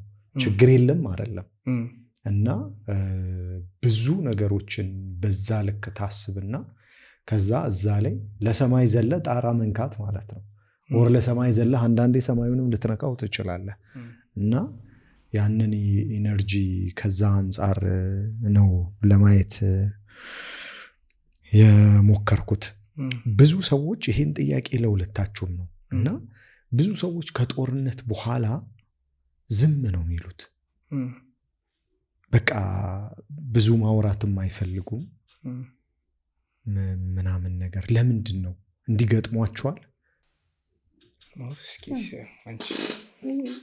ገጥሞኛል ማለት አሁን ከዛ በፊት በእንትን በቃ የሆነ ልክ አሁን አትሽን ብሎት ነበርና አሁን ከዛ በፊት በቃ የሆነ አሁን ምንድነው በጣም ተቀራርበህ እንደዚህ እንትን ትሌላ ማለት በሞት አላጣውን ብለህ የምታስበው ሰው የለም። አሁን ከዛ በፊት በቃ ብዙ አይነት ነገር ትጫወታለህ፣ ታወራለህ ከቤተሰብ ጋር ምናምን በቃ ብዙ ነገርና አሁን እኔ የሚሰማኝ ስሜት በግሌ እንትን እንኳን የለብኝም። ዝምታ ስልህ አሁን አንደኛ በጣም ብዙ ሞት ከማየታችን የተነሳ እዛ ጦርነት ያሳለፉ ሰዎች ማለት ነው ማለት እኔ ብቻ ሳልሆን እኔ አብዛኞቹ ብዬ የማስበው አሁን እኔ ለራሴ በግሌ አባቴ ሞት በኋላ እንትን የለብኝም። ይሄ ሰው ሞተ በቃ ሲባል እንደዚህ ድንግጥ ለቅሶ ሁላ የለብኝም አሁን በጭራሽ ማለት ነው። በቃ ማለት ከኔ ጋር ራሱ እንደዚህ አሁን እንደዚህ ድንግጥ ብለህ በቃ ቶሎ እንባህ መምጣት ነበረበት አይደል? እና እኔ በዛን ሰዓት ያላለቀስኩትም ባለ የአባቴ ማለት ነው። እና አሁን እሱ እስካሁን ድረስ በቃ እንትና ምንድነው ድንዝዝ ነገር ዳም እንትን ያደርጋል ማለት ነው። ምንም ለቅሶ አሁን በቃ ከአባቴ በላይ ምናምን አባቴ አሁን እንደሚሞት ራሱ ባይዘው ሞት ራሱ ያወቅኩት ከአባቴ በኋላ ነው እውነት ለመናገር። ከዛ በፊት እንትን አይደለም ይሄ በቃ እኔ እንጃ የሆነ አምኜ መቀበል የጀመርኩት ሞትን ከአባቴ በኋላ ነው። እና ሩቅ ነበር። አዎ እና ሌሎች በቃ የሆነ እኔ ያላቅም ተመልሶ ይመጣል እያልኩ ይሁን እና የአባቴን ራሱ አሁን ገና እስከ ቅርብ ቀን ሰዓት ድረስ ሁላ እንትን አላልኩም አምኜ አልተቀበልኩም ነበርና አሁን ግን በቃ የሆነ ነገር ሲመጣ ዝም ነው የምትለው በቃ አሁን ሀዘን ብዙ ነገር እያየው ነው ከዚህ ካሁን እንትን ማለት ነው። እና እዚህ አዲስ አበባ እንኳን ከመጣሁ በቃ ዝም ነው የምለው እንዲሁ ዝም ብዬ ሰው አለቀሰ ብዬ ውሸት እንትን ካልሆነ በስተቀር ሳላዝን ቀርቼ አይደለም። ግን በቃ ውስጤ ደንዝዟል። እኔ አላቅም የሆነ በቃ እንትን ያለ ስሜት አለ በጣም እንባ ማልቀስ ራሱ ማልችልበት አለ ማለት ነው። እና ሁለተኛ ነገር ከዛ በኋላ ዝም የሚያስብለን ሁለተኛ ነገር ድሮ እንደዛ ተቀላልደህ አሁን እንትን አለ እንደዚህ ትንሽ ኩርፊያ ራሱ ፈራለሁ እኔ አሁን አባቴን ስላጣሁ አሁን በቃ እናቴን ይሄ እንደ ቀልድ እንኳን ማኩረፍ አልፈልግም። በቃ ብትሞት ስላለው የሆነ ቶሎ መኖር ነው የምትፈልጊው። በቃ በጣም የሆነ እሳሳለሁ በቃ በጣም አጠገቤ ያለው ሰው በቃ ማንም ጓደኛ፣ ጎረቤት በቃ ማንንም ሰው ጋር ማለት ነው እውነት የሆነ አሁን እንደዚህ እንደ ቀልድ ተደባብረን ምናምን ቢሞት ስላለው በቃ እንዳታጣው የለም። እና ሌላው ቀርቶ እንትን ራሱ እያሰብኩኝ ነው አሁን በቃ ለዛ ሰው የሚያስደስተው ብለህ የሆነ ልክ አንተ እንድትሆን የሚፈልገውን ነገር ህልም መኖር የለም ያ ሰው ሳይሞት ራሱ አሁን እኔ በቃ አባቴን አጥቻለሁ እና ሁለተኛ በቃ እናቴን እንዳላጣ ምናምን ብዬ ብዙ ነገር ነው እንትን እያልኩ ያለሁት ማለት በአቅሜ በቃ እየጣርኩኝ ነው እሷ በህይወት እያለች እንድታይኝ በቃ ከወንድሜ ራሱ ከሀብትሽ ጀምሮ ከብዙ ቤተሰብ ማለት ነው። እና በዛ መሀል በቃ ዝም ትላለህ የሆነ ዝምታ አለ እንደ ድሮ እንትን አትልም ምንም ትርጉም የለውም በቃ ሁሉም ነገር ትርጉም የለውም በቃ ቢያንስ ግን እየኖርክ ማሳየት አለብህ ለዛ ሰው። ይሄ ወሬ ትርጉም የለውም በቃ ስለ ሁሉም ነገር ትርጉም እንደሌለው ታያለህ ማለት ነው። መቀሌ በነበርሽበት ጊዜ ልክ ጦርነቱ ካለፈ በኋላ እንዲህ አካላቸው የጎደሉ ልጆች ለምሳሌ እግር፣ እጅ ያረፉትስ አርፈዋል፣ ልታናገሪያቸው አትችይም። እንደዚህ አይነት ደርሰው የመጡ ልጆችን አግኝተሽ የማዋራት እድሉ ገጥሞሽ ነበር? አዎ እድሉ አለኝ። ግን ምን ብዬ አወራቸዋለሁ? በቃ ምን ትላቸዋለህ? የሆነ ምንም ማለት ስሜታቸውን ከመጉዳት በስተቀር የሆነ ወይ አቅም ኖሮ ልታግዛቸው ካልሆነ በስተቀር ምንም ልታደርጋቸው አትችልም። እንደውም አንዳንዴ እንትን ይሆናል እኔ ኢትዮጵያ ውስጥ እንደውም እኔ ማለት ኢትዮጵያ ብቻ ሳይሆን የትም ሀገር ውጭ ሀገር ምን አላቅምና አንድ ስህተት አለ ብዬ የማስበው የሆነ አሁን የኤችአይቪ ቀን የሚባል ቀን አለ። እኔ አሁን እሱ ስህተት ነው ብዬ ነው የማስበው እና ምክንያቱም የሆነ እያስታወስናቸው መስሎ ነው የሚሰማኝ። ኤችአይቪ ቀን ሲባል ኤችአይቪ ያለባቸው ሰዎች ውጡ፣ ሰላማዊ ሰልፍ ውጡ ይባላል እና ከኛ እነሱ እንዳለባቸው እያስታወስናቸው ነው አይደል? እና ሄደህ ደግሞ የሆነ አካሉ የተጎዳ ሰው አጠገብ ሆነ አይዞህ ናረፍ ብለህ አንተ እንደዚህ ምናምን ስትለው እንዲያስታውስ እያደረግከው ነው። ገብተዋል?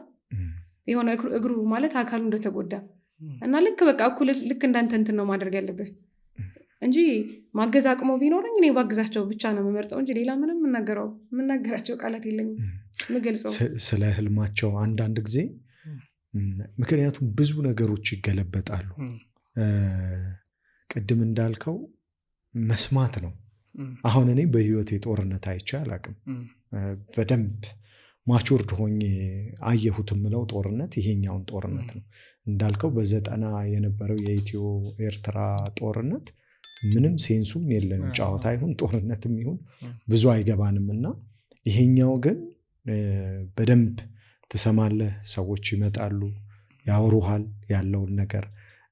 በተለይ ከሞት ጋር የተያያዘውም ነገር ከባድ ነበር እና እንደነዚህ አይነት ነገሮች ነው እነዛ ወጣቶች ያረፉትስ አርፈዋል። ግን በተለያየ ምክንያት አካላቸው የጎደሉ ልጆች እንዴት ሆነው ይሆን? ይሄን ነገር አንዴ ከዚህ የት ነው ትግራይ ሄጄ አሁን በቅርብ ማለት ነው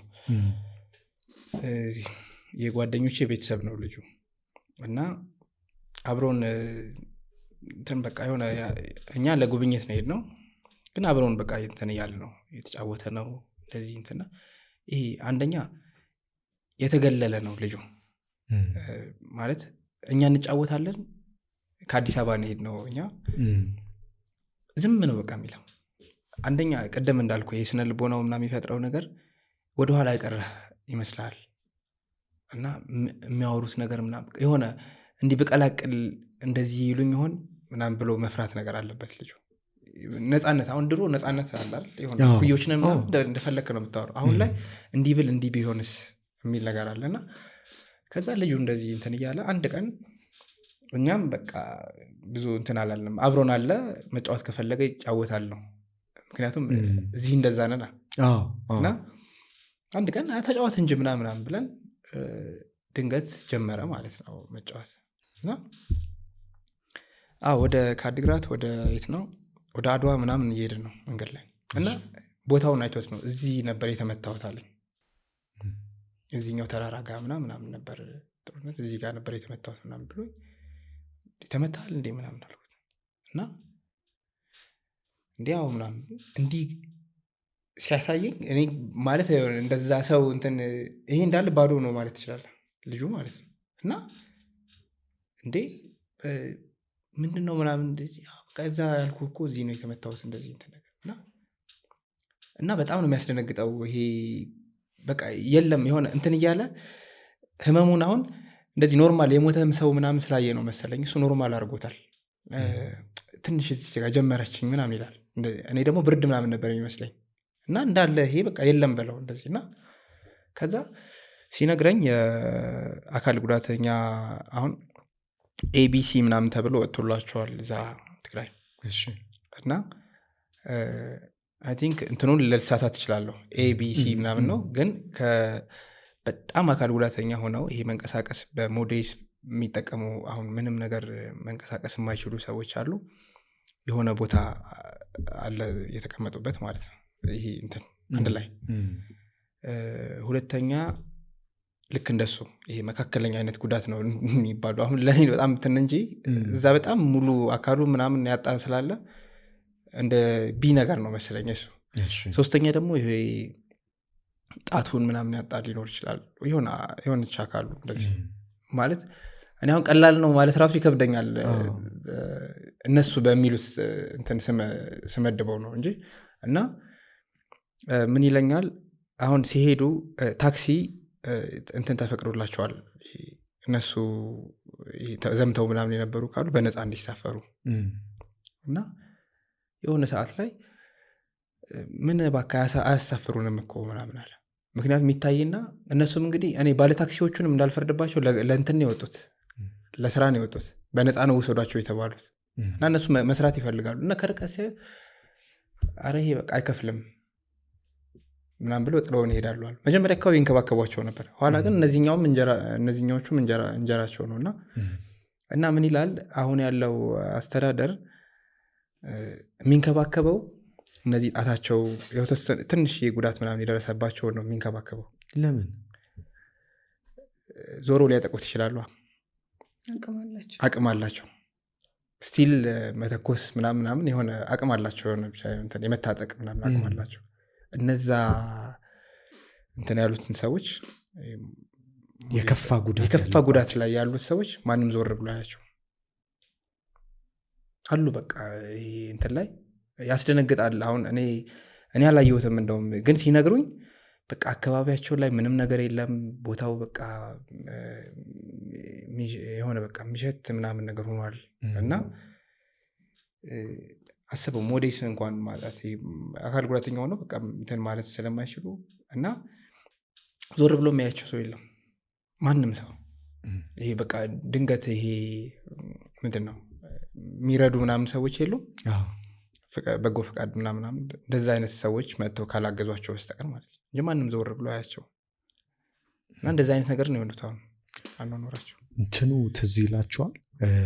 ብዙ ጊዜ የጦርነት ነጋሪት ሲጎሰም ጦርነት ገና ሊጀመር ሲል የሚከፈቱ ዘፈኖች ያለው ቀረርቶ ያለው ዘፈን፣ ከዛ በኋላ ደግሞ ከጦርነቱ በኋላ ደግሞ ይሄን ስታየው አይገርምም? ማለት እኔ ምን ያስቡ ይሆናል ውስጣቸው ላይ ያለው እንትን የሆነ ሰዓት ላይ በቃ የሆነ አካል ነው አይደል ገፋፍቶ ያስገባቸው እና ከዛ በኋላ ቁጭ አሉ እና ተረሱ ነው።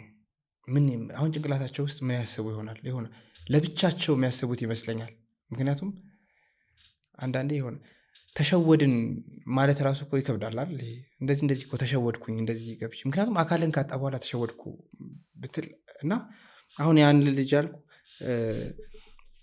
ሕክምና ይሰጧቸዋል ምናምን። አሁን በጣም መታከም ይፈልግ ውስጡ ላይ በጣም ብዙ ብረቶች ምናምን አሉ አለ ገና መውጣት ያለባቸው እና የሆነ ወረቀት ሰጡኝና የሕክምና እንትን የፈለግከው ጋር ሄደህ መታከም ትችላለህ አሉ እና ሄጄ ሳሳያቸው ኧረ እኛ እንደዚህ እንትን ይሄን ወረቀት አናውቀውም ምናምን ይሉኛል። እና አሁን ከነ ህመሙ ነው ያለው። አሁን የሆነ ሰዓት ላይ የሆነ ብቻ ራሱ ባመነበት እንትን ነፃ ላወጣ ልችላለሁ የሆነ ነገር ስትዋጋ የሆነ ዓላማ ሊኖር ይችላል። ከዛ ከንቱ ሆኖ ሲያስበው አካሉ ተጎድቶ ምን ሊሰማው እንደሚችል እና አንዳንዴ እየተጫወትን ዝም የሚለው ለዛም ይመስለኛል የሆነ በቃ የሆነ ዓለም ውስጥ የገባ ይመስለኛል ያልጅና እኔ በሱ አውቀዋለሁ ሞር እዛ አካባቢ በጣም ስላላሳለፍኩኝ እንጂ እያንዳንዱ ቤት በጣም ብዙ ነገር ይኖራል። ለእልቲ አይደል? ለምሳሌ በዛ ወቅት በጣም ብዙ ሰዓት ብቻሽን ታሳልፊያለሽ። ሁለት ነገሮችን ነው ማወቅ የፈለግኩት። አንደኛ የምትጠቀሚባቸው ማቴሪያሎች፣ ስዕል ስትሰሪ ቅድም ላይ ከሰል ብለሽኝ ነበረ። ሌሎች ማቴሪያሎችሽን እንደዚህ ራስሽ ነሽ እንትን የምታደርጊያቸው የምትፈበርኪያቸው ወይንስ ኦልሬዲ ነበረሽ ከዚህ በፊት ገዝተሽ ያስቀመጥሽው? አይ ምንም እንትኑ የለኝም። በቃ ምንም ይሄ አይዲያውም የለኝም። በቃ ምንም ተዘጋጅቼበት ሁላ አልነበረም እና ከሰል ያልኩ ባይዘው ለመጀመሪያ ጊዜ ሳልኩበትን ስዕል ስለሆነ ነው ማለት አይዲያው ላይ መጣልኝ በዛ ስለሆነ ነው እንጂ አሁን በዛ ሰዓት መሆን የነበረበት በቃ ቅጠል መጠቀም ከፈለኩ የግድ ቅጠል ማምጣት አለብኝ። አረንጓዴ ቀለም ማለት ነው። እና የሆነ ሰዓት ላይ እንደውም እንትን ተጠቅሜ ነበር አይደል የሆነ ስኒ ነገር እንደዚህ ቡና ከለር ራቆቷን ምንድነው ረቃኗን እንደዚህ ሴት እንትን ብላ እንደዚህ አለ የሆነ ታየዋለህ። እና አሁን እዛ ላይ ተጠቀምኩት 3 አይነት ነው። ይሄ አረንጓዴ፣ ፒንክ ከለር ምናምን 3 ነው 4 አይነት ከለር ነው። እና ይሄ ሁሉ እንትን አላልኩትም። እንደውም ይሄ በጣም እሱን በቃ የግድ መፍጠር ነበረብኝ ማለት ነው። ምን ፈጠርሽ? አሁን አንድ አረንጓዴና ፒንክ የሆነ እርግጠኛ አይደለሁም 3ኛ ከለርም አለ። አሁንም በእርግጥ ማምጣት እችላለሁ። እሱን ከለር ያመጣሁት ግን ይሄ አሁን ቡናማ ከለር ያመጣሁት ያልኩ ቡኒ ከለር እንደዚህ የለኝም። በቃ የግድ እኔ የፈለኩት ኦልድ ስዕል እንደነበረ ባክግራውንዱ ኦልድ እንደሆነ ለመግለጽ ነውና ያ ስዕል እንትን ነው። ፊት ለፊት ትልቅ ሴት አለች እና ከመስታወቱ በስተጀርባ ያለችው ደግሞ ልክ የድሮ ላይፏን እያየች ምናምን ነው ምስሉ ላይ ያለውና ያ ስዕል ሁሉም ስዕል እኔ ጋር የተገናኘ ነው ብዬ ያለው አይደል። ከዛ አሁን ያ የልጅነቷን ለመግለጽ የግድ ኦልድ ከለር መጠቀም አለብኝ። አሁን እኔ ከዛ በፊት እኮ አልሳል እንጂ እንትኑ አለኝ እንደ ፍላሽባክ ለመግለጽ ማለት ነው። አሁን እንትኑ አለኝ ልክ አሁን በቃ የግድ ግጥምን ለማወቅ ገጣሚ መሆን አይጠበቅብኝም ማለት ጄጅ ለማድረግ እንደዚህ ይሄ ያምራል ለማለት እኮ እና እኔ ደግሞ ስዕል ከዛ በፊት አይ ነበር ዝም ብዬ እንዲሁ አይ ነበር እንጂ ሰዓሊ እንደዚህ ስላለው ብዬ አስቤ አላቅም ነበርና ያ ቡኒ ከለር ባክግራውንዱ ቡኒና ብላክ እንደሆነ ሁላችንም እናውቀዋለን እና የግድ ያ ቡኒ ከለር መምጣት ስለነበረበት እና የሆነ ቀን ነው እንትን አስቀመጥኩት ይሄ ቅጠል በቃ በጣም እያደከመኝ እንትኑ ደስ ይለኛል በርግጥ ይሄ ሂደቱ ፕሮሰሱ በቃ ይሄ ልፋቱ ራሱ ያዝናናኛል አንደኛ ጊዜውም እየሄደልኝ ነው በቃ ሁለተኛ ያ ጊዜ ከምጨነቅበት ይልቅ ለስዕል የምታጠፋው ጊዜ ራሱ በቃ ደስ ይላል የሆነ ደስ የሚል ሰላም ነው ያለው ይሄ ስለ ጦርነት አላስብም ማለት ነው እና በዛ ሰዓት ላይ እንትን አድርጌ በብዛት ከለር ላስቀምጥ ብዬ ማለት ነው እና ያ ቅጠል እንትን አድርጌ ይሄ እንትን ብሎ ምንድነው በድንጋይ እንትን ብዬ ከስር እንትን አድርጌ እና ተጨምቆ ምናምን አስቀምጨዋለሁ በሆነ እቃ እና ያ ተቀምጦ እኔ ለብዙ ቀን ቅጠል ከለር አረንጓዴ ብቻ ሆኖ የሚቀር ነበር የሚመስለኝ እና እኔ ለአረንጓዴ ብቻ ነበር የፈለኩት እና የሆነ ቀን ላይ በሶስተኛ ቀን ማለት ነው የአረንጓዴ ቅጠል አይዋለሁ ወደ ቡኒ ተቀይሯል እና የሳልኩት እኔ ስዕል ለአረንጓዴ ከለር ፈልጌው ነበርና እንደውም የሆነ ስዕል አለ በቃ ሳላስበው ቡኒ ሆኖ ቀረ ተመችቶኝ ማለት ነው አዎ እና ከዛ ያ ስዕል እንደውም እኔ ቀድጄ ጥየው ነው ያላቅም ብቻ ከዛ በቃ እንደውም ይሄ ካማረማ ኦልድ ስዕል ሳልበት እና በዛ ላይ የቡና ስዕል ፈልጌ ነበር ሲያድር ከለሩን ቀይሮ አደረ ማለት አዎ በቃ በሶስተኛው ቀን ቡኒ ከለር ነው ቅጠል ማንኛውም ቅጠል ማንም ሰው መሞከር ይችላል ኤክስፐሪመንት አድርገሽ ጨረሽ ማለት ነው ይሄ ግሌ እንትን ነው ከዛ እንትንም አለ አይደል ጌጣጌጥ በጠርሙስ ምናምን ተጠቅመሽ አይቻል አዎ ጠርሙስ ደግሞ እንትን አለ እንደውም አሁን ሁሉ ልሰራው እንትን አለኝ ሀሳብ አለኝና ልክ አሁን ልክ እንደዚህ ማለት ነው አሁን በልክ በዚህ ፈንታ እንትን ባደርግ ደስ ይለኛል ጠርሙስ አለ አይደል አቃለው እኮ ይዋጋል ምናምን ግን በቃ ለሆነ ፕሮግራም ማለት ነው እና የሚዋጋውን ጠርሙስ በቃ ሰርቼ ወይ ማሳያቸዋለሁ ለቀጣይ ምናምን እና እንደዚህ አሁን እንደዚህ ሲቀመጥ አይዋጋም አይደል ጀርባውን እንደዚህ ኖርማል እንትን አድርግና እና በቃ እንዲሁ ሳየው እንትኑ የሆነ ደስ የሚል ነገር አለው ጠርሙስ ማለት ነው ከዛ ጠርሙስ ፈልጌ ምናምን መውጣት አልችልም በዛ ሰዓት እና ትንሽ ወንድም ያለ በጣም ህፃን እሱ ነው ይወጣ ነበር ሊጫወት ምናምን ይወጣ ነበረ በቃ እና በዛ ሰዓት ደግሞ ለእኔ ነበር ጭንቀታቸው በቃ እኔ ካቅም በላይ ማለት እየታመምኩ እየተጨነቅኩኝ ነበርና ለምንድን ነው የሚጨነቁልሽ ምንድን ነው ያመመሽ በቃ ይሄ አንደኛው ትልቁ እንትን አለ ጦርነት ፍርሃቱ እንዳለ ሆኖ ጭንቀት ነበረብሽ አዎ እና እንትን ትልቁ ደግሞ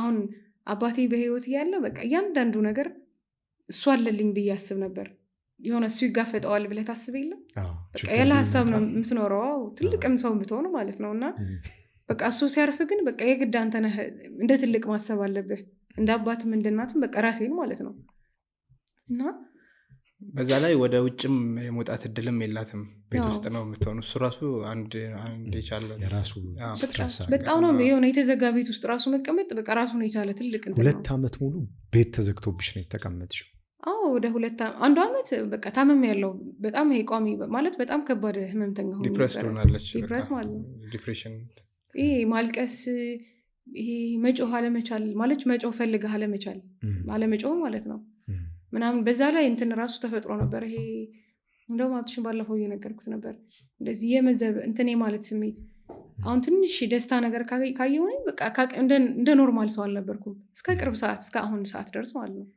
ይሄ ካቅሜ በላይ ነው በቃ የምደሰተው በቃ በጣም አሁን ለምሳሌ ይሄ በስዕል ስዬ መደሰት የሆነች ነገር በቃ በጣም ትንሽ የምትለው ነገር ማለት ነው ለእናንተ ኖርማል የምትሉት ተራ የምትሉት ነገር ለእኔ በቃ እና ደስታው ሊያስለቅሰኝ ስሜቷን ባላንስ ማድረግ አትችልም ባላንስ ማድረግ አለመቻል ማለት ነው ሀዘኔንም እንደዛው እና እሱን ምናምን እንደዛ ምናምን አይተውብኝ ነበር ከቤተሰብ ትንሽ እኔ ወጣ በቃ በጣም ታምሜ ነበርና እና በቃ በምን እናዝናናት ብቻ ነበር ጭንቀታቸው ቤተሰቦቼ እና ትንሽ ወንድሜ ሄዶ ጠርሙስ ምናምን እንደምፈልግ ሳቅ በቃ ትንሽ ነገር ብቻ ከተናገርኩ ሄዶ ነው የሚያመጣልኝ እና ቅጠልም እሱ ነው የሚያመጣልኝ የሆነ ነገርና ከወጣሽ አንቺ ከቤት ከወጣሽ አፈሳ ምናምን ሊኖር ይችላል አለ እንጂ አፈሳ አለ በዛ ላይ እኔ ብቻ ነበርኩ በዛ ሰዓት የምፈልገው ያ እንደነገርኩ ትንሹም በጣም ህፃን ነው አሁን ያመጣልኝ የነበረው እናቴም ትልቅ ሰው ነች ስለዚህ እኔ በቃ ጤነኛም ተብዬ ማለት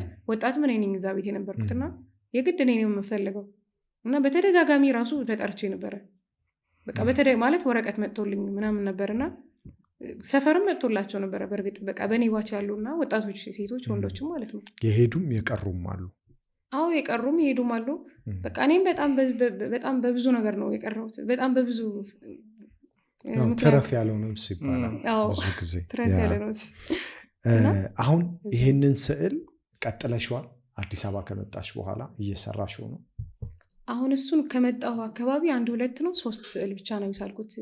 ምክንያቱም እንደመጣሁ ስራ ተቀጥሬያለሁ እና ትንሽ አድካሚ ነው የሆነ የግድ አዲስ አበባ ለመኖር ደግሞ ስራ ያስፈልገኛልና እየሰራሁኝ አሁን ስዕል በቃ የስዕልም አይዲያዎች አሉኝ። ሌላ አይነቶችም ብዙ እንደ ጌጣጌጥም ጀምሬያለሁ።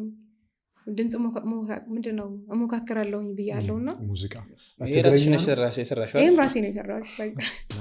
እንደዚህ ማለት ትግረኛ ሙዚቃ ነው የምትዘፍኚው? ትግረኛም አማርኛም። እውነት? እስቲ ደስ የሚልሽን አንድ ዘፈን። ችግር የለም አንጎራጉር የለም ምንም ችግር የለም። ደስ የሚልሽን አባ ሻቡል ዝባን ጨርሒ ተወሊዓ ወርሒ ካብ ሰዓት 8:20 ጎደል ተጸበየኒ እምበር ወይዘሮ ሃና አዶ ጽጌና ወይትባና ሃባና ዶንጊ ቅናና ባዛይ ከመዓልካ ትብሉኒ እንታይ ክትደግሙኒ ሰበይተ ቦይ ዓቢዳ ወርቂ ክዳና አንዲዳ ምን እንደዶ ተበለት ባዛይ حزاي وين يا وينو دحر غزاي يقاددالو ميكائيلي بعل دور برخا حلوني امدلنا خليخا دحر مدلو حدرخ ቆንጆ ድምጽ ነው ያለሽ። እውነት በጣም አሪፍ ድምጽ ነው ያለሽ። መታገዝ አሁን ምንድነው ትነግረኝ ነበር። አሁን ከዛም ሆና ልክ ድምጿን ከፍ አድርጋ ምናምን መስፈን አሁን ቮካል ለመስራትም አይመችም ነበር የነበረችበት ሁኔታ። እዚህም አሁን ከእንትኑ አለቀቃትም ይመስለኛል። እዚህ አሁን እንደፈለግሽ እኮ ምናምን መንገድ ላይ ብትጮይም እኮ ማንም ሰው አይናገርሽ ምናምን ስላት የእንትኑ አለቅ ይሄ እዛ መታፈን አልነበር። አሁን ቮካል ምናምን የሚሰሩ ሰዎች ባገኝ ቢያስተምሩኝ እያለች ነበር። ማለት በነፃነት መጮህ እና ድምጿን ማለማመድ ምናምን ትፈልጋለች እና እንደዛ እያለች ነበር። እንደዛ ከታገዘች እንግዲህ በዛን ሰዓት እንትን ማለት ጦርነትም ስለነበረ እንደዚህ ጮክ ብለህ ብትዘፍን ሰው ምን ይላል አስበው። አንደኛ ሰው ምን ይላል፣ ሁለተኛ በቃ እንደዚህ ጎረቤት ይሰማል። እዛ እንደዚህ ጮክ ብለህ ትባያለሽ እንጂ ነይም አደገኛ ነበር። አንድ በአማርኛ አባባል አለ፣ ሚያባልኩ ፍየል ከፈልኩ የሚል ታውቃለህ? ይሄን ሚያባልኩኝ ፍየል ከፈልኩኝ ምንድነው? ሰውየው ፍየል ጠፍቶት ይፈልጋል እና አንደኛው ቤቱ ቁጭ ብሎ ያሾፋል እና ብሎ ቤት ውስጥ አሾፈ። ከዛ ፍየሌ እዚህ ቤት ናት ብሎ ከሰሰ። ከዛ የህግ ሰው አመጣና ሰውየው ፍየል እንዲከፍል ተደረገ። ሚያባልኩ ፍየል ከፈልኩ አላግጣለሁ። በጣም አንቺም ቮካል ለሞክር ብለሽ መቲ። ልክ እንዳልኩ አሁን እዚህም እንትን አንዳንድ እንትኖች አሉ። በነፃነት መስፈን መቻል። አሁን አርት ሲባል እንደኛ ሀገር የሚያበላም አሁን የእሷ ስዕሎች አሉ። አሁን ቅድም እንዳለችው በጣም ይሄ በጠርሙስ በጥጥ ኢቭን በአፈር አሁን ቅድም እንዲህ ምናምን ብሎ እጅ እንትን ያለው አፈር ነው። እሷ በጭቃ አርጋ ነው የሰራቸው እና ቅድም ማጣበቂያው ደግሞ ከስር ያለው የስንዴ እንትን ነበር የሚባለው ዱቄት እንትን የለም ተቦካው በዛ ነው። እና የየራሳቸው ደግሞ እንትን አላቸው በምን አይነት ስሜት እንደተሳሉ የየራሳቸው እና የራሳቸውን ስቶሪ ይናገራሉ እነሱ ስዕሎች። አሁን እህቴ ስለሆነችም ሳይሆን በሆነ አይነት ወይ ጋለሪ ላይ ቀርበው ቢታዩ የሆነ ሰው እንደ ስዕልም ብቻ ሳይሆን እንደ ስነ ልቦና ባለሙያዎች መጥተው ራሳቸው ቢተነትኑት ስዕሉና ብለን ነበር። እስካሁን እድሉን አላገኘንም። ግን በዛ ላይ ደግሞ አሁን ጌጣጌጥ ትሰራለች። አሁን እነዚህ አሁን አይደለም የሚያመጡት ብሩን እና ብር ደግሞ አሁን ነው የሚያስፈልገን። ስለዚህ ተቀጥራ ነው አሁን እየሰራች ያለችው የልብስ ስፌት ላይ ነው ተቀጥራ እየሰራች ያለችው እንጂ የራሷን ይሄ አርቱን ወይ ሙዚቃውን ለዛ እንትን የለም። ምክንያቱም ዝም ብዬ ልማር ብትል ያለምንም ገቢ መኖር አትችልም እዚህና ለጊዜው እንግዲህ እየሰራች ነው። አንዳንድ እንግዲህ ለወደፊቱ እንደዚህ አይነት እድሎች ካገኘሽ እንትንም አለ። አሁን ከስራ ትንሽ ያደክማል ስራው ብዬ የለም እና ከስራ ስመለስ ደግሞ ወደ አርት መዞር ራሱ ይገብዳል። ስለመጥተህ ማረፍ ነው የምትፈልገው፣ የሆነ መተኛትና ህልምህን እንዳትኖር ነው የሚያደርግህ ማለት ነው። አንዱ እሱ ነው እየሰራሁ ያልሰራሁበት ምክንያት ማለት ነው። ለነገሩ እኔ የህይወትንም መንገድ መጀመረሽ አንዳንድ ነገሮች ከእድሜ ጋር ምናምን ተያይዘው የሚመጡ አሉ። እነዛን ነገሮች እየተቀበልሻቸው ትመጫለሽ። ግን በቀጥታ ደግሞ ከጦርነቱ ጋር በተያያዙ ከስነ ልቦና አንጻር በተለያዩ ምክንያቶች ደግሞ በደንብ አፌክት አድርገውሽ ያለፉ ነገሮች ይኖራሉ። እኛ እንደ ዶቃ ፖድካስት የምናደርገው ምንድን ነው? በወሬዎቻችን መሀል የተነሱ ስዕሎችን ሁሉ ጎን ላይ እያስቀመጥን እንሄዳለን። አዲስ አበባ ውስጥ ጋለሪ ያላቸው ብዙ እንትኖች አሉ፣ ቤቶች አሉ፣ ሰዎች አሉ። እነዛ ሰዎች የሚያዩት ከሆነ የአንቺንም የአርት ኮሌክሽን እንዲያዩት እናደርጋለን። ፕላስ ሶሻል ሚዲያ ፕላትፎርምም ካላችሁ እዛ ሶሻል ሚዲያ ፕላትፎርም ላይ ለመጠቆም እንሞክራለን።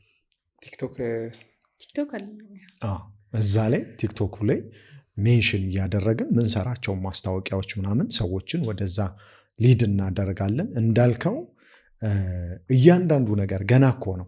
አሁን እንዳልከው ገና ሁለተኛ ጦርነት ይነሳል አይነሳም የሚል ስጋት አለ።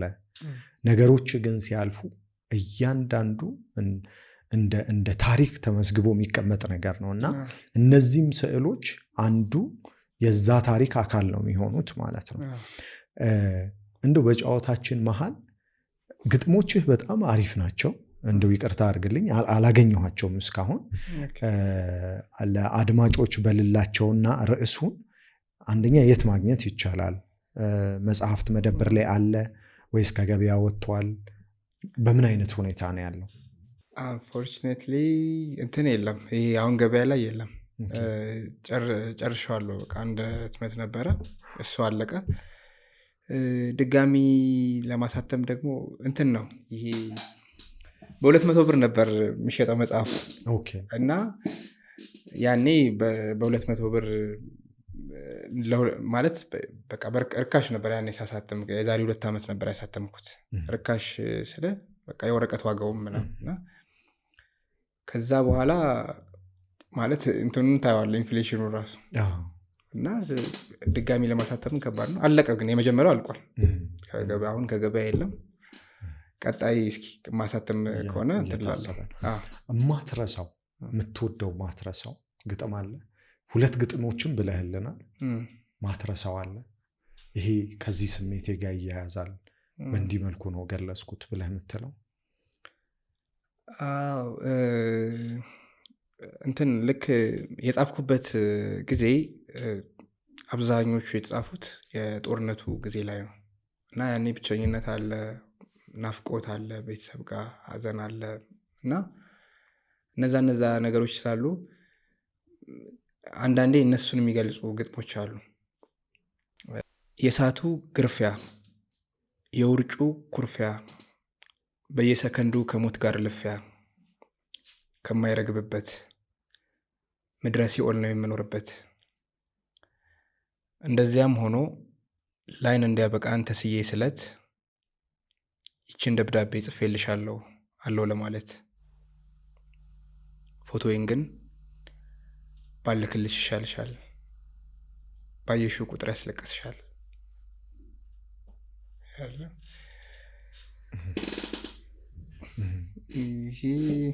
ለማን ነው? ለእናትህ ነው?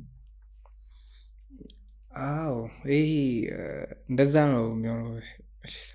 እንደዛ ነው። እኔም እንደዛ ነው ያሰብኩት። አሁን ብዙ ከእናቴ ጋር እንደዚህ የጻፍኩት ግጥሞች አሁን ምንድን ነው ናፍቆቱ ምናምን ይሰማል። የሆነ አንዳንድ ጊዜ ቅድም እንዳልኩት እንትኑ ነው የሚሰማ፣ ማጣቱ ነው የሚሰማ። ማጣቱ ሲሰማ ነው የምጽፈው። አሁን እኔ የሆነ አሁን ባለቅስ ለየትኛው ሀዘኔ እንደሆነ አላውቅም። ማለት በጣም ተደራርቧል። አሁን መናፈቅ ቢሰማ ለየትኛው ናፍቆት፣ ለየትኛው ጊዜ የሚለውን ነገር አሁን ለይተህ ማወቅ እንኳን ይከብዳል፣ ተደራራቢ ነገር ስለሆነ ማለት ነው። እና ሞር ይሄ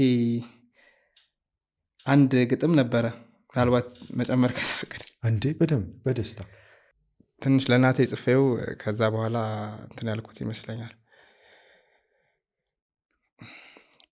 ጀምረው እንደተዉት ተከፍቶ እንደቀረ ቅንፍ የሚያሳርፈው መደብ አጥቶ እንደሚንከራተት እንቅልፍ እንደተናወጠ ውቅያኖስ ምህረትን እንደሚሻ ዲያብሎስ መቅደላ አፋፍ ላይ ገብርዬን ባይኑ እንደሚፈልግ ቴዎድሮስ ናፍቀሽኛል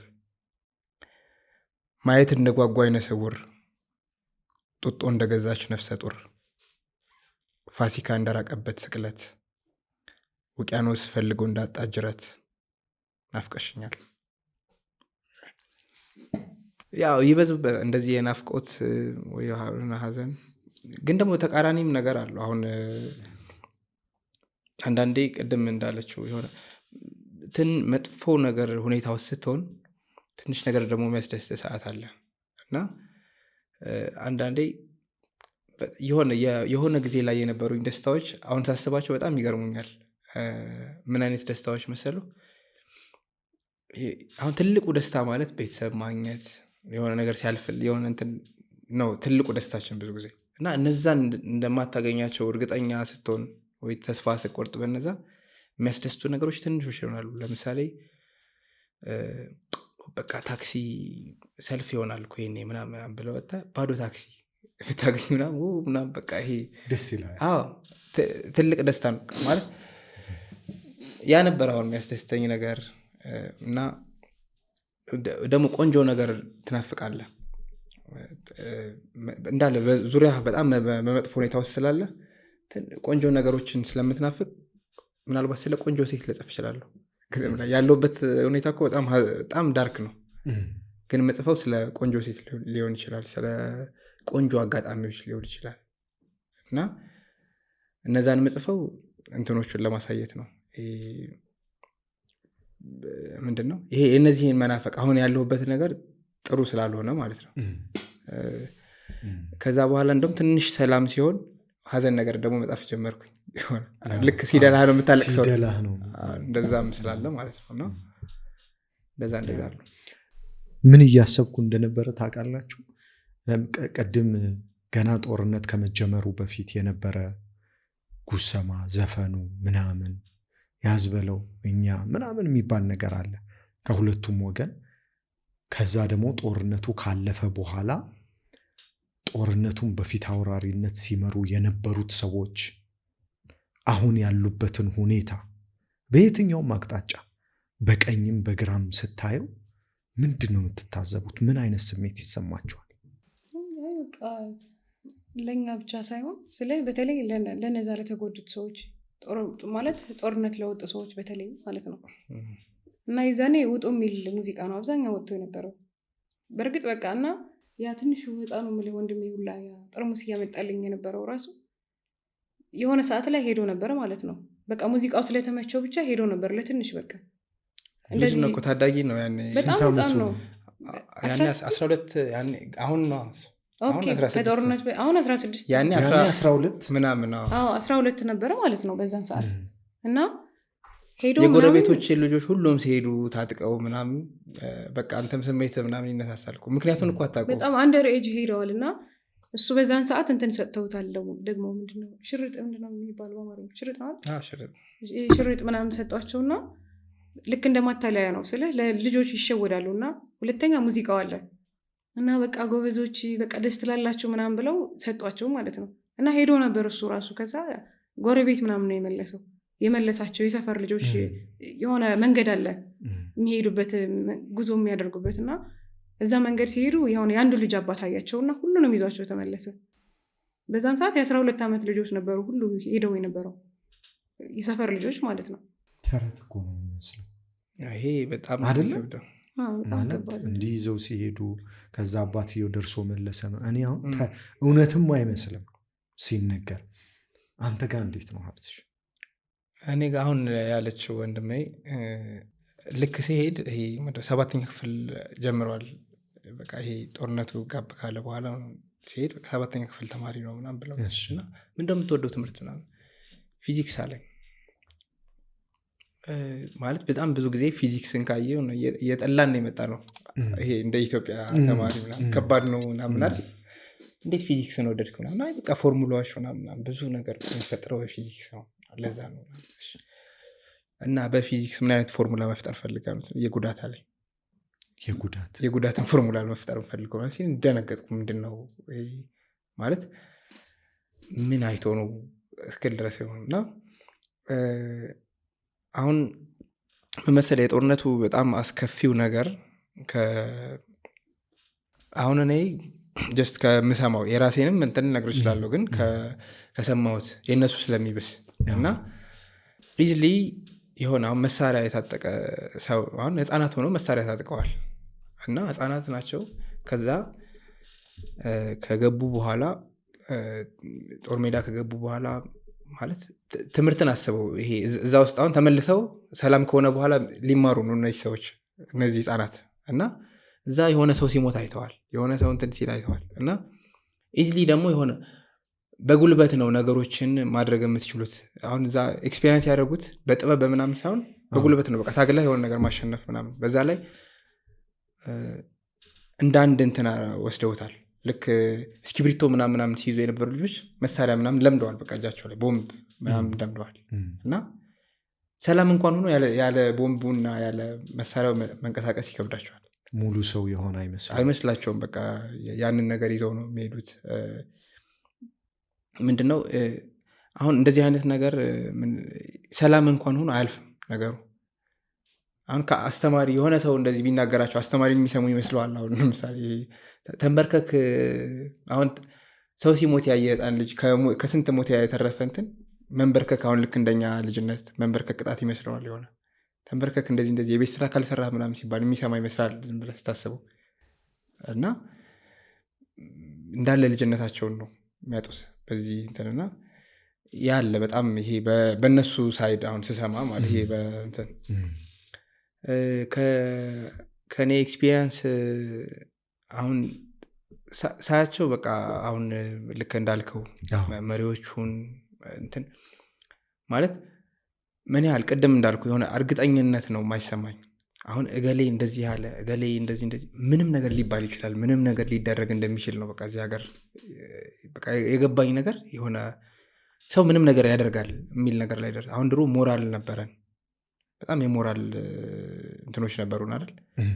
አንድ ሰው ትልቅ ሰው ነው ሲባል ይሄ ነጭ ጸጉር ሁለት ጸጉር አበቅሏል ምናምን የምትለው ሰው የሚዋሻ አይመስልህም። ለካ ይዋሻል። በዛ ላይ አሁን ኢትዮጵያ ውስጥ ሬሳ ሲያልፍ እነዚህ ቆመን ምናምን እናሳልፍ ማህበረሰቦች ነን። የሆነ በቃ የሆነ ክብር አለው። አንድ ሬሳ እኮ ነው የሚያልፈው። ከዛ ሚሊየንስ በጣም ሺዎች ምናምን እዛው መንገድ ላይ ስታገኝ አስበው። ሬሳ እንደዚህ ቆመ ስታሳልፍ የነበርክ ሰው ምን አይነት አስተሳሰብ እንደሚቀየር አስበው። እና እንትኔን ያበላሹት የሆነ አይነት ኢሜጅን አበላሽተውታል። አሁን ሳያቸው በቃ የሆነ እንደንትን ሪዲፋይን እንድታደርጋቸው ሪዲፋይን ታደርጋለህ። በዛ ላይ በማን ነው አሁን ወጥተህ እኮ ስትገባ ድሮ ገሌ ይጠብቀኛል ብለህ እኮ ምናልባት አሁን ስታምን የሆነ ፈጣሪ ምናምን ትላለህ። ከዛ በታች መንግስት አለ። እንትና እንደዚህ ይጠብቃቸዋል። ህገ መንግስት ያለበት ሀገር ነው፣ ፖሊስ ያለበት ሀገር ነው፣ እንትና ያለበት ሀገር ነው ብለህ ነው የምትኖረው። እና ስለዚህ ወጥተህ ስትገባ የሚጠብቅህ ሰው እንዳለ ነው የምታስበው። ኮንፊደንት ነው። አሁን እንደዛ ይሰማሉ ነው። አሁን ይጠብቀኛል ያልከው አይዋሽም ያልከው አያዳላም እንትን አያደርግም ማለት የመንግስቱን አካል ተው፣ ጎረቤት ሰው ይሄ ኖርማል ማንንም ማታምነው። እና ያን በጊዜ ሂደት ምናልባት ሊስተካከል ይችላል አላውቅም። ግን አሁን ላይ ግን እንደዛ ነው። ሁሉም ራሱን እየጠበቀ ነው የሚኖረው። እንደ ድሮ የሆነ የምትደገፍበት ነገር የለም። ጥሩ ጨዋታ የተጫወትን ይመስለኛል። በጣም አሪፍ ጨዋታ ነው የተጫወትነው። ቀረ ብላችሁ የምታስቡት ነገር ካለ ቅድም እንዳልኩት ለምሳሌ ስዕሎቹ ሙሉ ስዕሎች በእኔ እጅ አሉ። እነዛን እንደ ዶቃቲ በደንብ ፕሬዘንት እናደርጋለን። ሚዲያዎች ላይ እንለቃለን። ያሉን ሶሻል ሚዲያም አለ፣ ዩቲዩብ ላይ እናደርጋለን። እዚህ ኮንቨርሴሽን ላይ ይገባል። በቀጥታ ያንን በተመለከተ ሰፖርት ማድረግ የሚፈልጉ ድርጅቶች፣ ግለሰቦችም ካሉ ሪዳይሬክት እናደርጋለን። አይ ሆፕ መጠንከር ነው። መጠንከር ሲሉት በጣም ቀላል ነው፣ ግን ምንም አማራጭ የለም። ተስፋ መቁረጥ አማራጭ አይደለም። መሄድ ብቻ ነው፣ ወደፊት ፎርዋርድ ማድረግ ብቻ ነው ያለው ነገር እና ቀረ የምትሉት ሀሳብ ካለ ለሁለታችሁም አንዳንድ እድል ልስጣችሁ። እኔ የምለው አሁን በዚህ ሰዓት እየሰራሁ ያለሁትን ቅድም ነግሬህ ነበረ እና አሁን በገንዘብ ምክንያት ነው እየሰራሁ አይደለም የማልሰራው ማለት ነው። እና አሁን ብዙ አይነት አዳዲስ ነገሮችን መስራት ፈልጋለሁ። ይሄ በጌጣጌጥ ዙሪያን በስዕልም እና ሙዚቃ ቦካልም መማር ፈልጋለሁ ማለት ትንሽ እንትኑ ፈልጋለሁ። እና አሁን እንደመጣሁኝ የግድ በቃ ለመኖር ነው አሁን እየሰራሁ ያለሁት እንጂ እና በዛ ላይ ከወንድሜ ጋር ነው ያለሁት እና ማገዝ የምትችሉ ሰዎች አዳዲስ ስራዎችን እና ጥሩ ስራዎችን ስለምሰራ ማገዝ የምትችሉ ሰዎች ካላችሁ ገጣሚ በትህትና እጠይቃለሁ። ያው እንግዲህ እንዳነሳ ነው ይሄ ጦርነት ሲባል ምናልባት አሁን ያነሳነው ነገር አለ እንደዚህ ዲቴይል ሲወራ ነው። አንድ ቤተሰብ ውስጥ ነው አሁን እኛ ያወራነው የኛም ቤተሰብ ብቻ ነው። ከኛ በጣም የባሰ ሙሉ ልጆች ያለቁበት ምናምን በጣም ብዙ አይነት አጋጣሚዎች ማለት ገጠመኞች አሉ። ሌላው ጋር ምናልባት የሌሎቹን ብትሰማ የኛ የተሻለ ነው የሚያስብል ታሪኮች ሊኖሩ ይችላሉ በየቤቱ እና ይህን ያህል በዚህ ደረጃ ነው መታሰብ ያለበት። ጦርነት ክፋቱ ይህን ያህል ነው መታየት ያለበት እንጂ ዝም ብሎ በደፈና ምናምን እንደምናየው ብቻ ባንወስደው እላለሁ። ከዛ ሞር እኔ እሷ የሆነ በጣም የተሻለ ኢነርጂዋ በጣም ጥሩ ነው አሁን ማለት እንደኔ እንኳን አይደለችም። በጣም አንዳንዴ እንትኑን አይተዋለች፣ ያለፈችውን ህይወት ጠንካራ አድርጓታል። አሁን ድሮ ታናሽ እህቴ ናት፣ ድሮ ከማውቃት በላይ ጠንካራ ሆና ነው አሁን ያገኘኋት እና በጣም የመስራት ፍላጎት አላት። ዴዲኬሽኑ በጣም ብዙ እንትን አላት፣ ዴዲኬሽን አላት እና አሁን በተለያየ ይሄ በማስተዋወቅም ሊሆን ይችላል እንትን ስራዎቿን አሁን በፋይናንሻሊ ሊሆን ይችላል። እሷ አሁን እዚህ ጌጣጌጥ መስራት ትፈልጋለች። ይህን ጌጣጌጥ ግን የሆነ ምንድነው ልክ እንዳልኩ ጊዜም የላትም።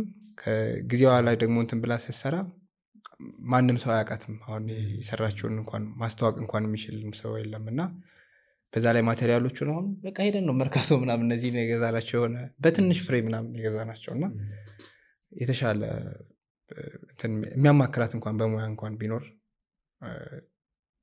ለእሷ ሞር እሷ እድሉን ብታገኝ ደስ ይለኛል። በተጨማሪ ደግሞ የስዕሎቿን ኤግዚቢሽን ነገር ቢኖር ወይ ጋለሪዎች አንድ ቀን ቢታይላትና እንደ ታሪክም ቢቀመጥ። እዚህ ናቸው ስዕሎቹ ያሉት? አዲስ አበባ መጥተዋል? ሁሉም መጥተዋል። እኔ ምን አሰብኩ መሰላችሁ? እያወራችሁ አሁን ወደፊት ነው፣ ቅድም እንዳወራ ነው ትግራይ ላይ ጓደኞች አሉ፣ አንቺም አሉሽ። በጣም ጥሩ የሆነ ተስፋን ይዞ ወደፊት ፑሽ እናድርግ። ኢቭን ዞ እዚህ እንዲህ አይነት መከራ ውስጥ ችግር ውስጥ ብናልፍ ወደፊት ግን መቀጠል እንችላለን የሚል ነገር በትግረኛ በሉልኝ። ሳምቲንግ ሀሳባችሁ በጣም ደስ ይለኛል። ኩላትና ቅድሚ ከዚ ብዙሕ ነገራት ሓሊፍና ኢና ይፈልጥ እየ እና እዚ ኩሉ ሓሊፍና ከዚ በቃ ይፈልጥ እየ ማለት ኩላትና በቃ ኣብ ሓዘን ክንደይ ነገር ሓሊፉ እዩ። ከምዚ ኣነ ጥራሕ እንትን ምባል ኣይክእልን፣ ግን ከዚ ግን እዩ ኣነ ብግለይ ከዚ እዚ ኩሉ ሓሊፈ ኣብዚ በፂሐ ኣለኹ እሞ ኩላትና ከምዚ ክንበፅሕ ጠንካራ ክንከውን ኣለና። ምክንያቱም በቃ ዘይሓልፍ ነገር የለን፣ ኩሉ ስለዝሓልፍ በቃ ንቅድሚት ኢና ክንከይድ ዘለና፣ ንቤተሰብና ንዓድና ክንሓስብ ኣለና እሞ እና ብጣዕሚ እየ ዝፈትየኩም ደቂ ዓደይ ሙሉ ናይ ኢትዮጵያ ህዝብና ይቀኒለይ። የምትለው ነገር ካለ ዩከን ቴክ ዘ ማይክ። እኔ በቃ እንደዚህ ጥሩ እንትን ነው ምንድነው እንደዚህ አይነት ነገሮችን ማቅረባችሁ እናንተም